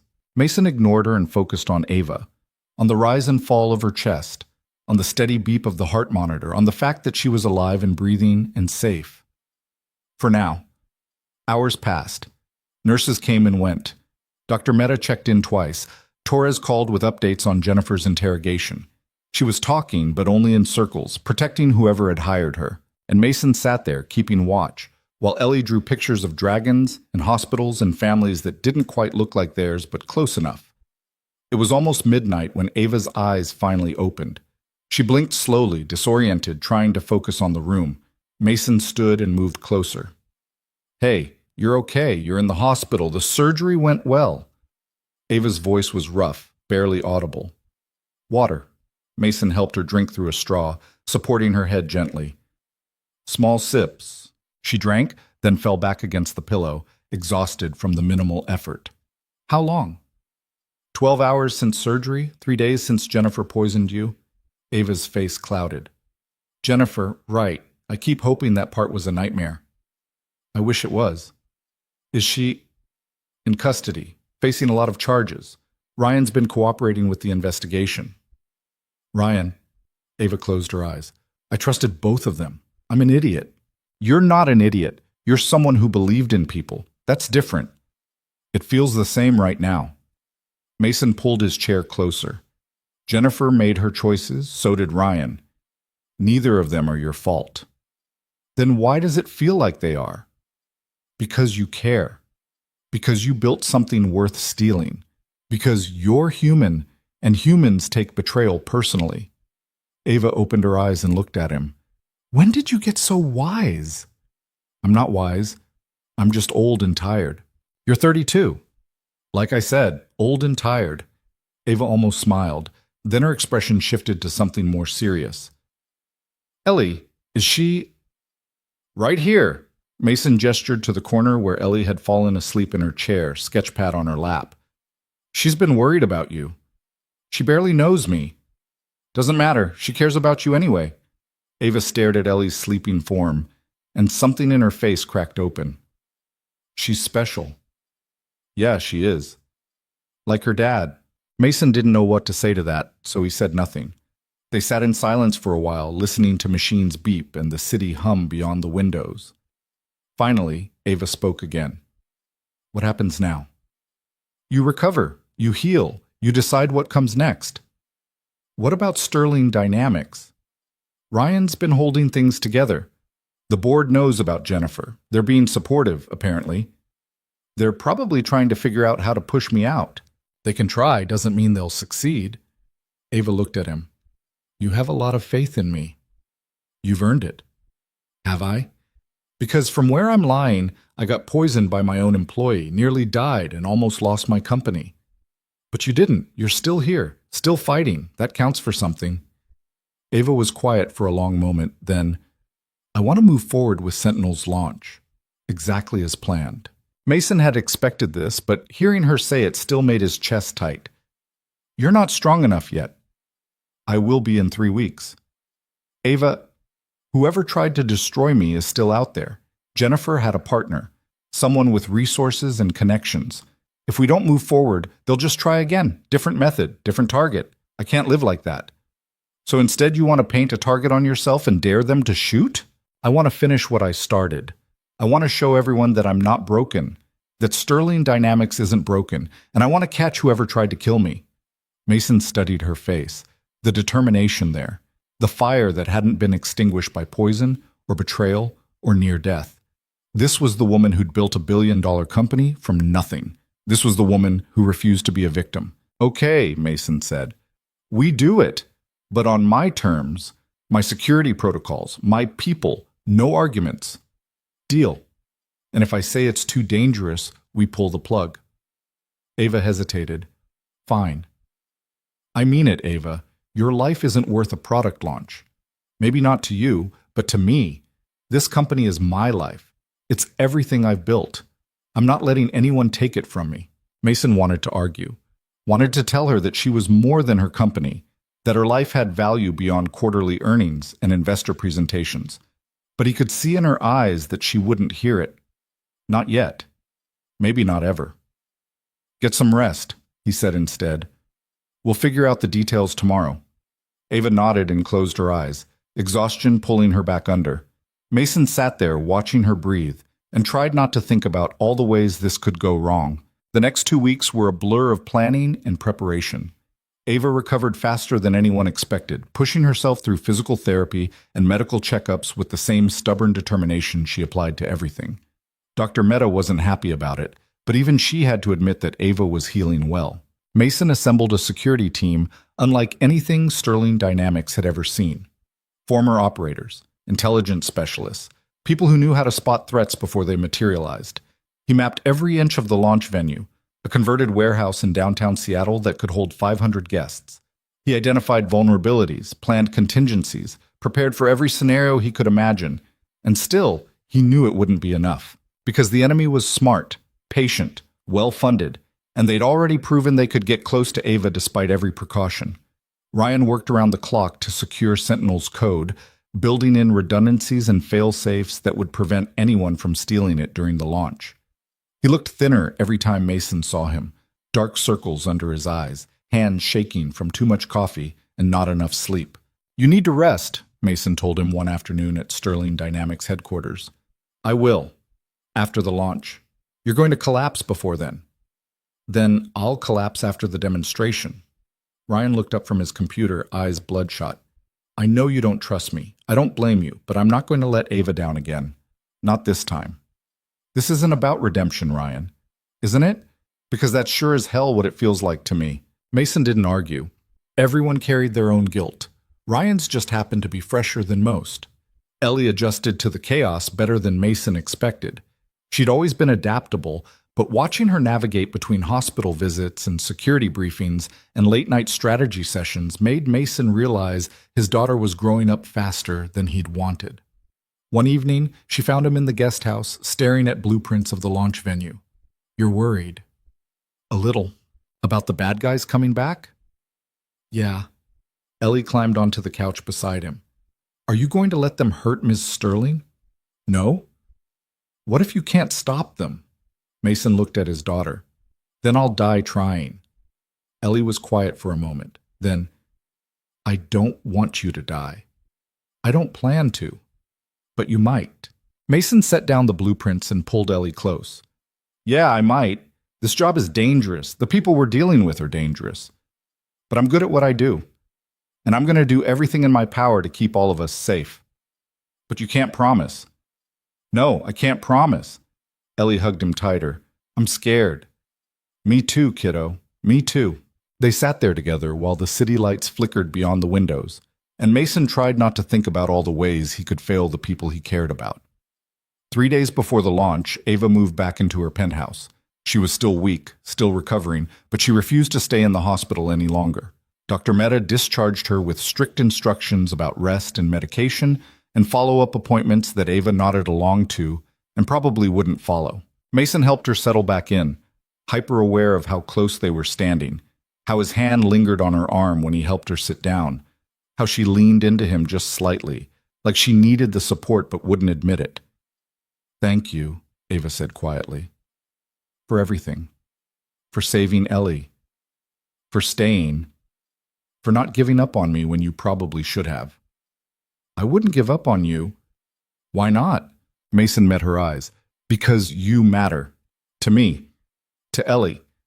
To a lot of people who are counting on you to keep fighting. That's a lot of pressure. You handle pressure better than anyone I know." Ava smiled faintly. "You barely know me. I know enough." They stood there in her living room, the space between them charged with something Mason didn't have words for. Something that felt dangerous in a completely different way than bullets and poison. Ava broke first, looking away. "I should rest. Dr. Mehta's orders." "Right. Good idea." But neither of them moved. "Mason?" "Yeah?" "After this is over, after the launch, I want—" She trailed off, searching for words. "I don't know what I want, but I know I don't want you to leave." Mason's chest tightened. "Ava, you don't have to answer now. Just think about it, please." She turned and walked toward her bedroom, leaving Mason standing alone in the living room with a choice he wasn't ready to make. Stay or go? Safety or danger? The life he'd built or the one he was starting to imagine? He was still standing there when Ellie found him. "You okay?" "Yeah, just thinking." "About Miss Sterling?" "A little." "She asked you to stay, didn't she?" Mason looked at his daughter. "How do you always know everything?" "Because I pay attention." "Are you going to?" "I don't know yet." Ellie took his hand. "I think you should." "Why?" "Because you smile more when she's around. Because you seem less sad. Because I like it here." She paused. "And because I think you love her." The words hit Mason like a physical blow. Love. He hadn't let himself think that word, hadn't let himself acknowledge what had been growing between them. But Ellie was right. Somewhere between the painted rocks and the midnight conversations and watching Ava fight to survive, Mason had fallen in love with her, and that terrified him more than any enemy ever could. "Go to bed, Ellie," he said softly. "Are you going to think about what I said?" "Yeah, I'm going to think about it." "Good, because Ms. Sterling needs you. And I think you need her too." Ellie kissed his cheek and ran off to her room, leaving Mason alone with thoughts that kept him awake until dawn. 2 days before the launch, Jennifer's lawyer reached out with a deal. She would provide the name of her partner in exchange for immunity on the attempted murder charges. The federal prosecutor called Mason directly. "We're considering it, but I wanted your input first. She tried to kill 2 people. One of them is 7 years old." "I know. But if her information leads to a bigger arrest, it might be worth it." Mason's jaw clenched. What's the information? She claims her partner is Marcus Delacroix, European financier, multiple shell companies, connections to organized crime networks across 3 continents. Mason knew the name. Everyone in his old world knew the name. Delacroix was a ghost who funded operations too dirty for governments to touch. Weapons deals, human trafficking, corporate espionage. If Jennifer had been working with him, this was bigger than anyone realized. Take the deal, Mason said. You're sure? No. But catching Delacroix is worth more than punishing Jennifer. She's a pawn. He's the kingmaker. Understood. We'll move forward. Mason hung up and immediately called Torres. We have a problem. What kind of problem? The kind that requires every resource we have. Marcus Delacroix is involved. Torres swore. Are you serious? Jennifer just gave him up in exchange for immunity. Then we need to cancel the launch, now. If Delacroix is targeting Ava to... We're not canceling, but we are changing the plan.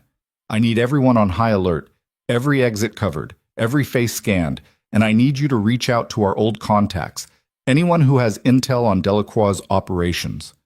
Reed, this is suicide. Then it's suicide we're committing together. The call ended, and Mason stood there feeling the weight of what was coming. Delacroix didn't make mistakes. He didn't leave witnesses, and he didn't stop until he got what he wanted, which meant the launch was going to be a bloodbath, unless Mason could stop it first. He found Ava in her office, reviewing presentation notes. She looked up when he entered. What's wrong? We know who Jennifer's partner is, Marcus Delacroix. Ava's face went pale. Even she knew that name. The weapons dealer? Among other things. He's been funding Jennifer's operation from the beginning, and he's not going to walk away just because she got caught. What do we do? We cancel the launch. No. Ava, I said no. She stood, facing him with fire in her eyes. I'm not letting him win. I'm not letting fear control my life. We're doing this, exactly as planned. You could die. Then I die fighting for something I built. That's better than dying scared in some safe house. Mason wanted to argue, wanted to lock her in a room and keep her there until this was over, but he could see in her face that she'd made up her mind. Okay, he said finally, we do it, but you follow my instructions. No deviation, no improvising, and if I say run, you run. Deal. Mason nodded and left the office, already planning for a war he knew was coming. The night before the launch, Mason couldn't sleep. He paced the guest house, running through scenarios, checking equipment, reviewing security protocols. Everything was ready, which meant something would go wrong. It always did. Around 2 a.m., he heard a soft knock. Ava stood in the doorway, wearing pajamas and looking as exhausted as he felt. Can't sleep either? No. Mind if I come in? It's your property. She sat on the couch, curling her legs under her. I'm scared. Good. Fear keeps you alive. Is that what you tell yourself? Every day for the past 6 years. Ava looked at him. What happened to your wife? Mason sat down beside her, leaving careful distance between them. A mission went wrong. She was providing intelligence support. Criminals found out. They killed her to send a message. I'm sorry. Me too. Is that why you left? Partly. Mostly I left because I couldn't do that work and raise Ellie. She needed a father, not a ghost who disappeared for months at a time. Do you regret it? Mason thought about it. Sometimes. I was good at that work. I made a difference. But I also lost pieces of myself doing it, and I didn't want Ellie growing up with whatever was left. But you're doing it again now. For you and for her, this is different. How?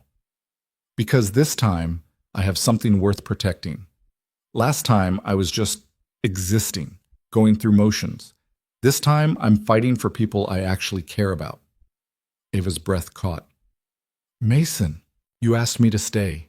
After this is over. My answer is yes, if you still want me to. Tears filled Ava's eyes. Of course I still want you to. Even knowing what I am, what I've done, especially knowing that, because you're also someone who saved my life, who protected my daughter, who showed me that not everyone I trust will betray me. Mason reached out and took her hand.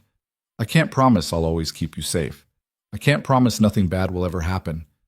But I can promise I'll never stop trying. Ava moved closer, closing the distance between them. That's all I need. They sat there together in the quiet darkness, hands intertwined, and for just a moment the world felt safe. Even though Mason knew that tomorrow everything would fall apart. The morning of the launch arrived with rain. Heavy, relentless Seattle rain that turned the streets gray and made visibility terrible. Mason stood at the window of the guest house watching water stream down the glass and thought about omens. He didn't believe in them. But if he did, this would be a bad one. Ellie was still asleep. Ava was in her bedroom getting ready, and Mason was running through the plan for the 100th time, looking for holes he might have missed. Torres and his team were already at the venue, sweeping for threats. Chris was monitoring communications channels, listening for chatter about Delacroix or his operatives. Ryan was at Sterling Dynamics headquarters, putting the final touches on Sentinel's demonstration code. Everything was ready, which meant Mason was waiting for the other shoe to drop. His phone buzzed. Torres. We've got a problem. What kind? The kind where 3 of our security checkpoints just went dark. Someone cut the feeds. Mason's blood went cold. When?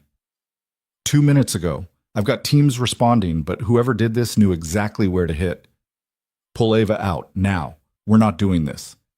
Reed, we've got 500 guests arriving in 3 hours. The press is already set up outside. If we cancel now, I don't care. Get everyone out of that building. Mason hung up and ran toward Ava's bedroom.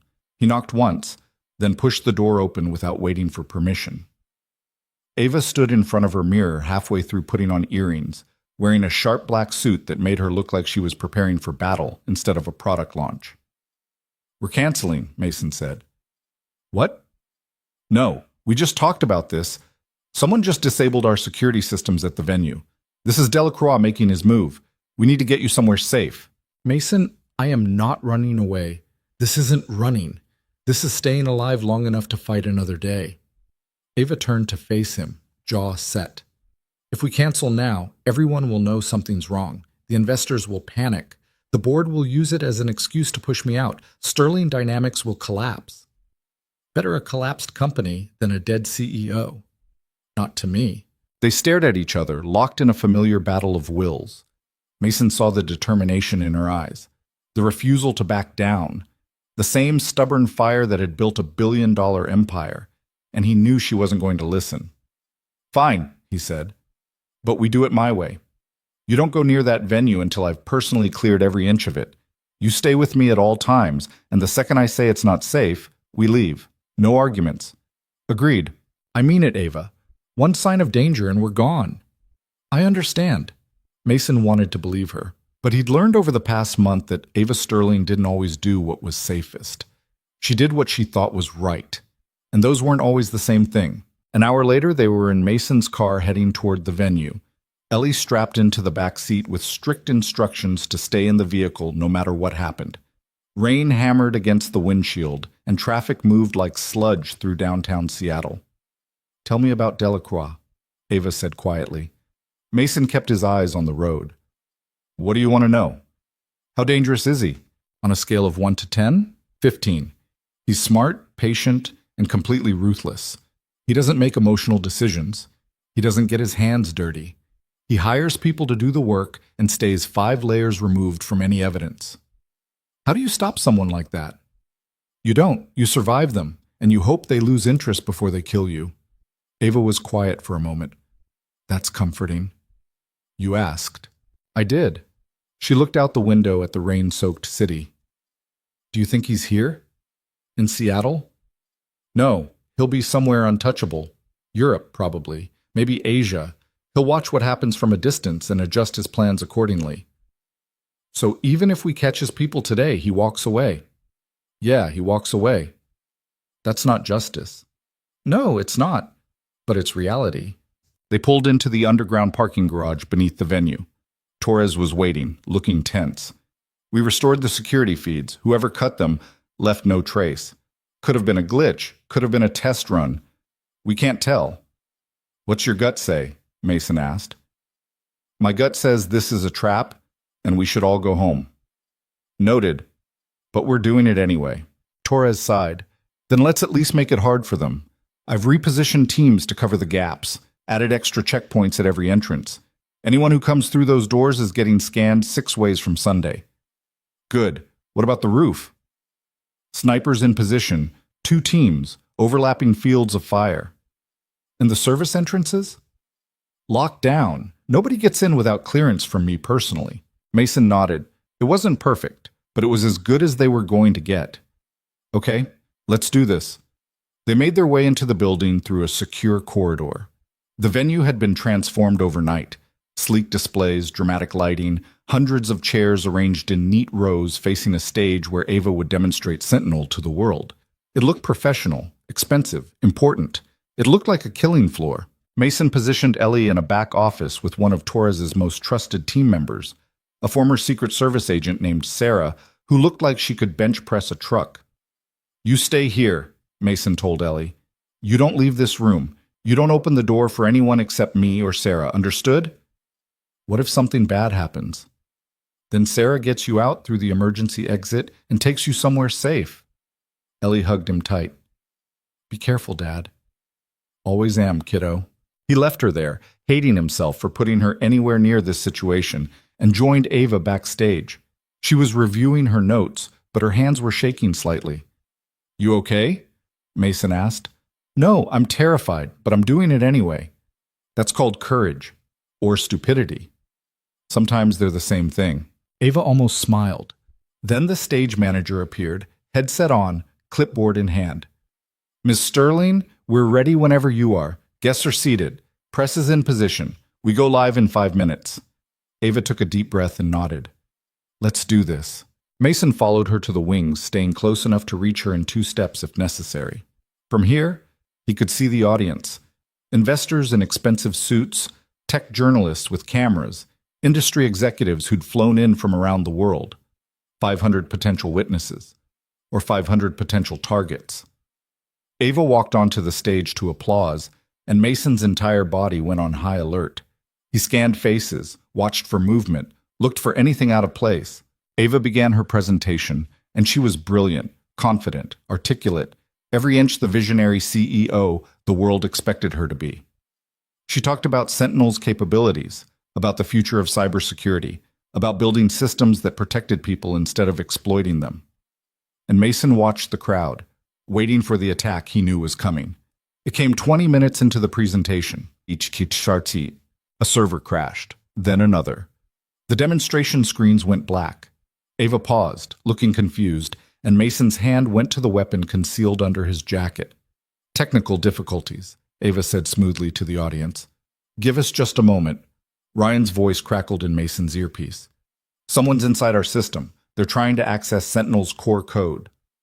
Can you stop them? I'm trying, but they're good, really good. They're using military-grade encryption. The lights went out, complete darkness. Mason moved instantly, muscle memory taking over. He reached the stage in 3 strides, grabbed Ava's arm, and pulled her toward the emergency exit. Behind them, the audience erupted in confused noise. Mason, what's happening? We're leaving, now! He moved through the darkness with Ava's hand in his, using memory and instinct to navigate backstage. Behind them, emergency lights flickered on, casting everything in red. Torres's voice came through the earpiece, calm despite the chaos. Multiple hostiles breaching the south entrance. Armed, military gear. This is a coordinated assault. Get everyone out, Mason ordered. Civilian exits only. No one goes through the south corridor. Copy that. Mason pulled Ava into the back office where Ellie was waiting. Sarah had her weapon drawn, positioned between Ellie and the door. We need to move, Mason said. Out the back, now. They ran through service corridors, emergency lights flashing like a heartbeat. Behind them, Mason could hear gunfire, shouts, the sound of trained operators executing a plan. They burst through an emergency exit into the rain. Mason's car was 30 feet away, 20, 10. A black SUV screeched around the corner, blocking their path. Mason shoved Ava and Ellie behind him as 4 men emerged from the vehicle. Professional. Tactical gear. Weapons raised. Mr. Reed, the lead man said. European accent. Calm. Mr. Delacroix sends his regards. He'd like you to know this is nothing personal, just business. Tell him to come say that himself. The man smiled. He's watching, from somewhere very comfortable, but he wanted me to deliver a message. You can walk away right now. Take your daughter. Disappear. Mr. Delacroix has no quarrel with you. And Ava? She comes with us, along with Sentinel's source code. Not happening. Then we do this the hard way. Mason's mind calculated odds. 4 against 1. Ellie behind him. Ava beside him. No cover. No backup close enough to help in time. Bad odds. But he'd faced worse. Sarah, get them out of here, Mason said quietly. I'm not leaving you, Ava said. Yes, you are. Sarah, now. Sarah grabbed Ellie and Ava, dragging them toward a side alley. The lead operative raised his weapon, tracking their movement, and Mason moved.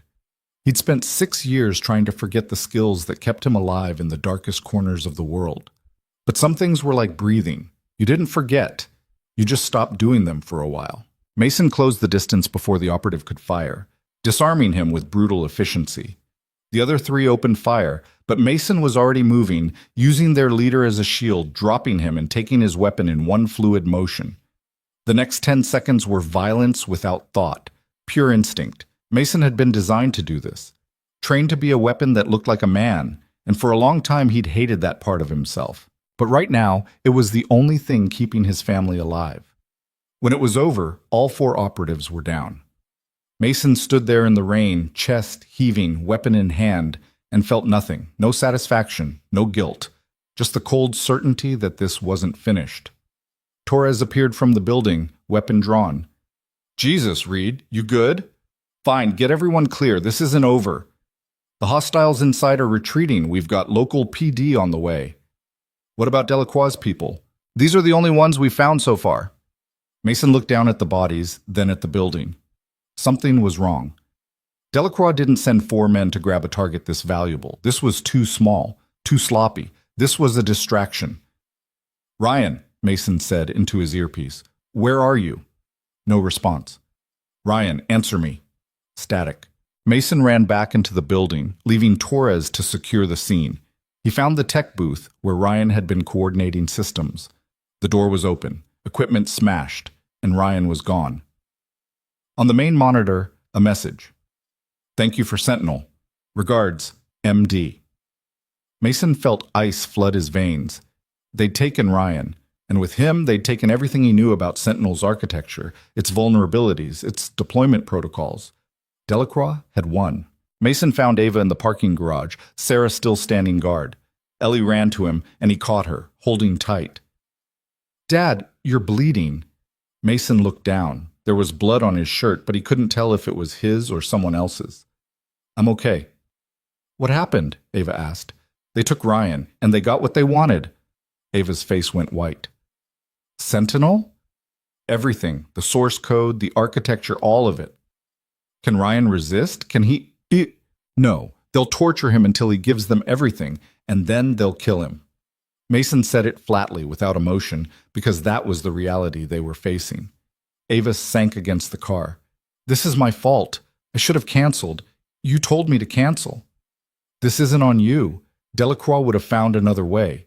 This is what he does. So what now? We just let him win? Mason looked at her, at Ellie, at the wreckage of everything they'd tried to protect. And he made a decision. No, we don't let him win. We finish this. How? By doing what Delacroix doesn't expect. By going after him directly. Torres appeared, looking grim. FBI's here. They want statements from everyone. Tell them they'll get them later. Right now, I need you to find Marcus Delacroix. Reed, that's impossible. He's a ghost. No one knows where he operates from.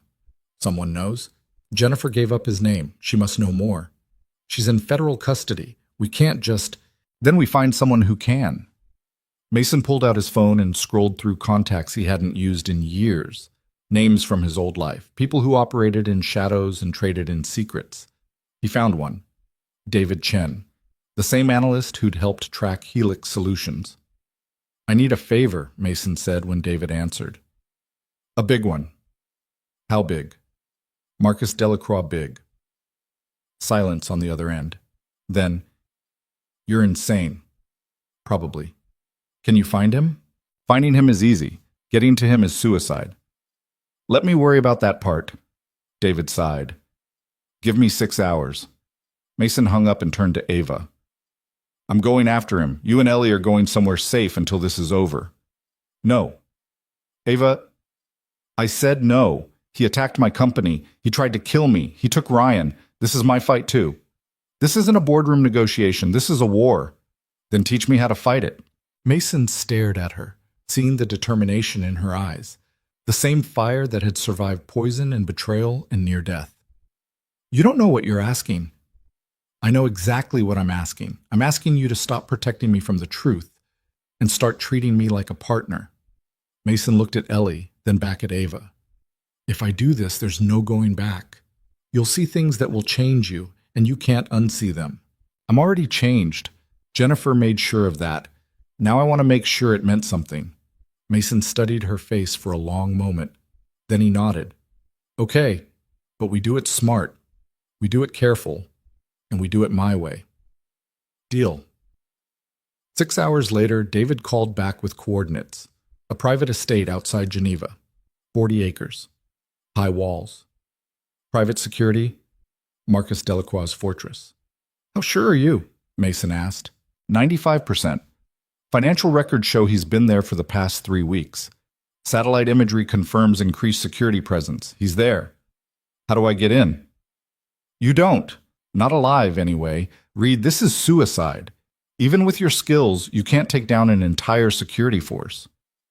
I'm not planning to take them down. I'm planning to make Delacroix an offer. What kind of offer? The kind where he gets to keep breathing if he leaves Ava Sterling alone forever. David laughed bitterly.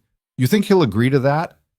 I think he's a businessman, and businessmen understand cost-benefit analysis. If it costs him more to keep fighting than it does to walk away, he'll walk away. And if he doesn't, then I'll make it cost him everything. Mason hung up and turned to Ava.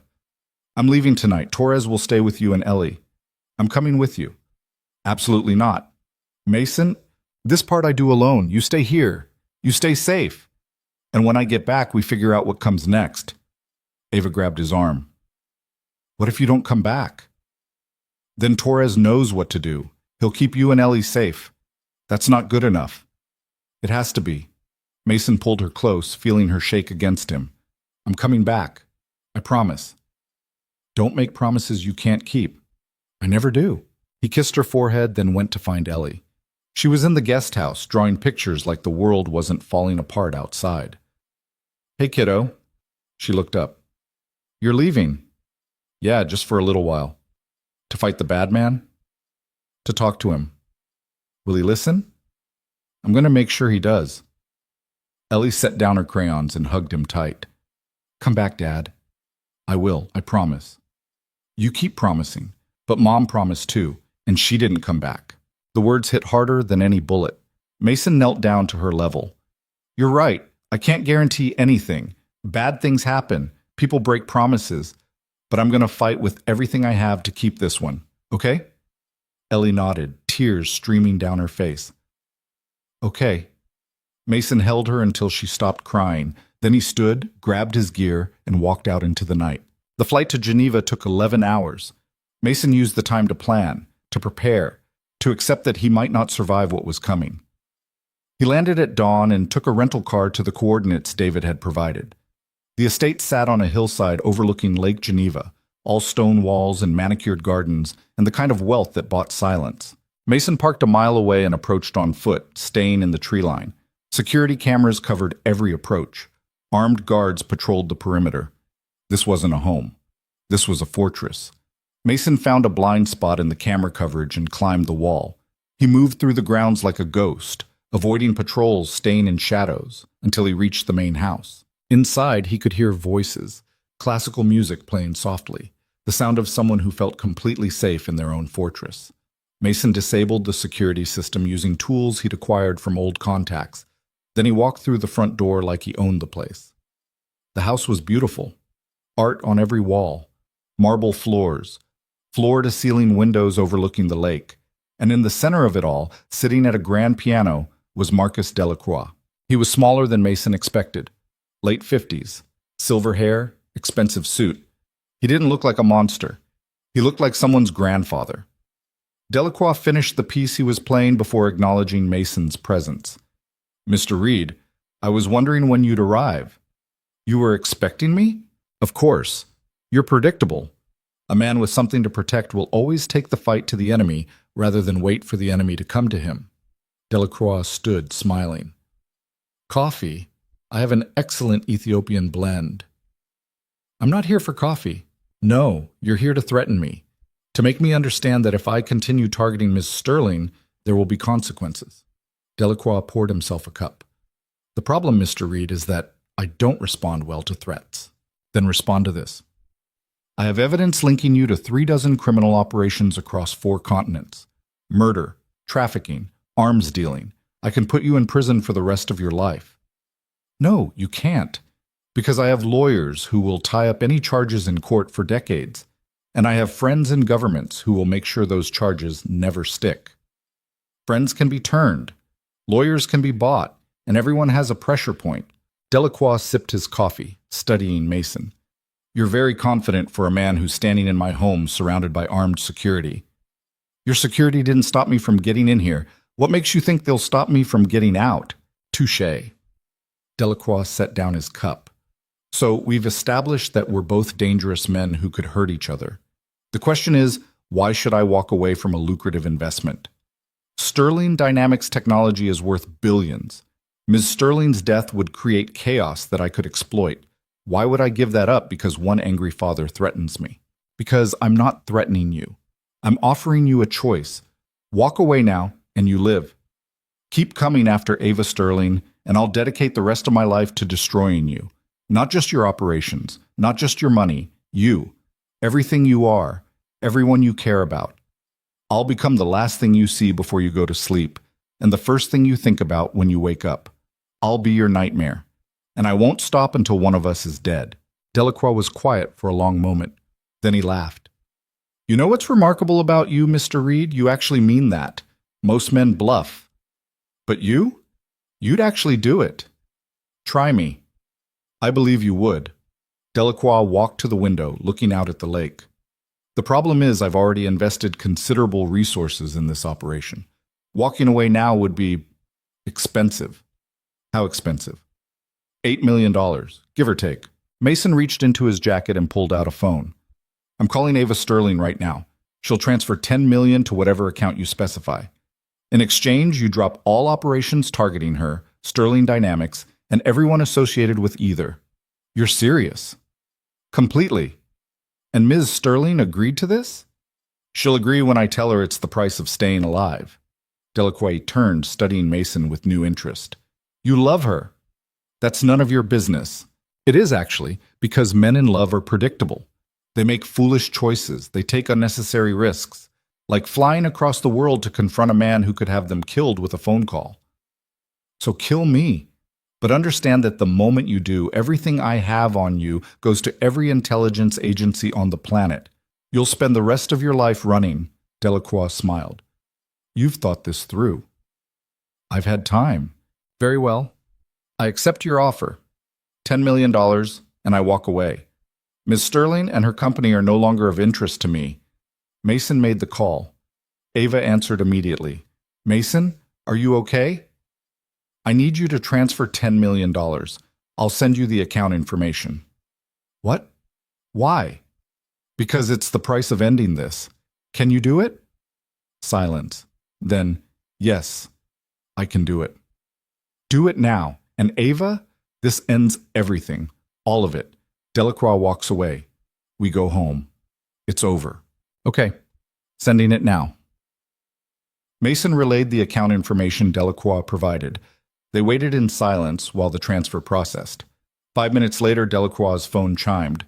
"Transaction complete," he smiled. "Pleasure doing business with you, Mr. Reed." "What about Ryan Vale?" "Ah, yes, your missing friend. He's in a facility outside Prague. I'll send you the coordinates. He's alive. Damaged, but alive. Release him." "Of course." Consider it a gesture of goodwill. Mason turned toward the door, then stopped. If I ever see your name connected to Ava Sterling again, the deal is void, and I'll come back to finish what we started here. I understand perfectly. Safe travels, Mr. Reed. Mason walked out of the house, through the gardens, over the wall, and back to his car.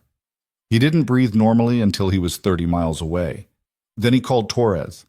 It's done. Delacroix is backing off. Ryan's alive. I'm coming home. Jesus, Reed, how did you pull that off? Money, threats, and a promise I really hope I don't have to keep. When are you back? 12 hours. Keep Ava and Ellie safe until then. Always do. Mason hung up and drove to the airport, feeling like he'd aged 10 years in the past day. But it was over. Finally over. Or at least this chapter was. He slept on the flight home, dreamless and heavy. When he landed in Seattle, Ava was waiting at the airport. She ran to him the moment he cleared security, throwing her arms around him. You're okay. You're actually okay. Told you I'd come back. You're an idiot. You could have been killed. But I wasn't. Ava pulled back, tears streaming down her face. $10 million, Mason. That's what it cost to keep you alive. Money well spent. Don't joke, I almost lost you. But you didn't. I'm here. I'm alive. And it's over. They stood there in the middle of the airport, holding each other, while travelers streamed past, and Mason felt something in his chest finally relax. 3 weeks later, Ryan was recovered from Prague and receiving medical treatment. Jennifer was serving her sentence. Sterling Dynamics board had unanimously voted to keep Ava as CEO and provide whatever support she needed to rebuild. And Sentinel launched quietly, 6 months later than planned, to widespread acclaim. Mason stood in Ava's penthouse watching the news coverage, Ellie beside him drawing another dragon. Ava joined them, wrapping her arms around Mason from behind. We did it, she said softly. You did it. I just kept you alive long enough to see it happen. That's not true. You did so much more than that. Mason turned to face her. What happens now? Now we figure out what normal looks like, if that's even possible. Is it what you want? Normal? Ava smiled. I don't know, but I want to find out. With you. Mason looked at Ellie, who was watching them with barely concealed delight. What do you think, kiddo? Should we stick around? Duh. Obviously. That's not a real answer. Yes, it is. Ms. Sterling needs us, and we need her, so we stay, as a family. The word hung in the air between them. Family, not biological, not perfect, but real. Ava knelt down beside Ellie. Is that what you want? For us to be a family? Yes, but only if you promise to learn how to make pancakes. Dads are terrible. Ava laughed through tears. Deal. They ordered takeout that night and ate on the terrace while the city glittered below. And for the first time in 6 years, Mason allowed himself to imagine a future that didn't involve running or hiding or surviving, a future that involved staying, building something, being someone's partner instead of someone's protector. Later, after Ellie had fallen asleep on the couch, Mason and Ava stood at the railing looking out at Seattle. I've been thinking, Ava said quietly, about what you said, about how everyone's scared of something. Yeah? I think I was scared of needing people, of depending on anyone except myself. I thought independence meant strength. And now? Now I think strength is letting people in even when it terrifies you, trusting them even when you've been betrayed, choosing to be vulnerable because the alternative is being alone. Mason took her hand. That's not weakness. I know. It took almost dying to figure that out. But I know now. They stood there in comfortable silence, and Mason thought about his wife, about the life he'd lost, about how he'd spent 6 years convinced he could never have that kind of connection again. He'd been wrong. What he had with Ava was different, not a replacement, not a do-over, something entirely new, built on shared trauma and mutual respect and the kind of trust that only came from surviving the worst together. I love you, Ava said suddenly. I know that's probably too soon to say. I know we've only known each other for 2 months, but I almost died without saying it, and I'm not making that mistake again. Mason turned to face her. It's not too soon, and I love you too. Ava kissed him then, soft and tentative and full of hope. And Mason kissed her back, feeling like he was finally coming home after years of being lost. When they pulled apart, Ava was smiling. So this is really happening? We're doing this? Looks like it. Even though it's messy and complicated and probably a terrible idea. Especially because of that. They went back inside to find Ellie still asleep, curled up with her sketchbook. Mason carefully picked her up, and she mumbled something about dragons before settling against his shoulder. "She's lucky to have you," Ava whispered. "I'm the lucky one." Mason carried Ellie to bed, and when he returned, Ava was waiting in the living room with 2 glasses of wine. "To new beginnings?" she offered. "To survival," Mason countered, "and everything that comes after." They clinked glasses and drank, and Mason thought about everything they'd been through. The violence, the betrayal, the near-death experiences, the impossible choices. And he realized something important. Strength wasn't about being invincible. It wasn't about never getting hurt. It was about getting hurt and choosing to keep going anyway. About building something beautiful out of broken pieces. About finding family in the wreckage of everything you thought you knew. 6 months later, Mason officially moved into the penthouse. Ellie got her own room with windows overlooking the city and enough space for all her art supplies. Ava scaled back her work hours and started attending Ellie's school events. And Mason took a position as Sterling Dynamics head of security, using his skills to protect instead of destroy. It wasn't perfect. There were nightmares, flashbacks, days when the weight of everything they'd survived felt crushing. But they faced it together, and that made all the difference. One evening, almost a year after everything started, Mason found Ellie and Ava on the terrace painting rocks together.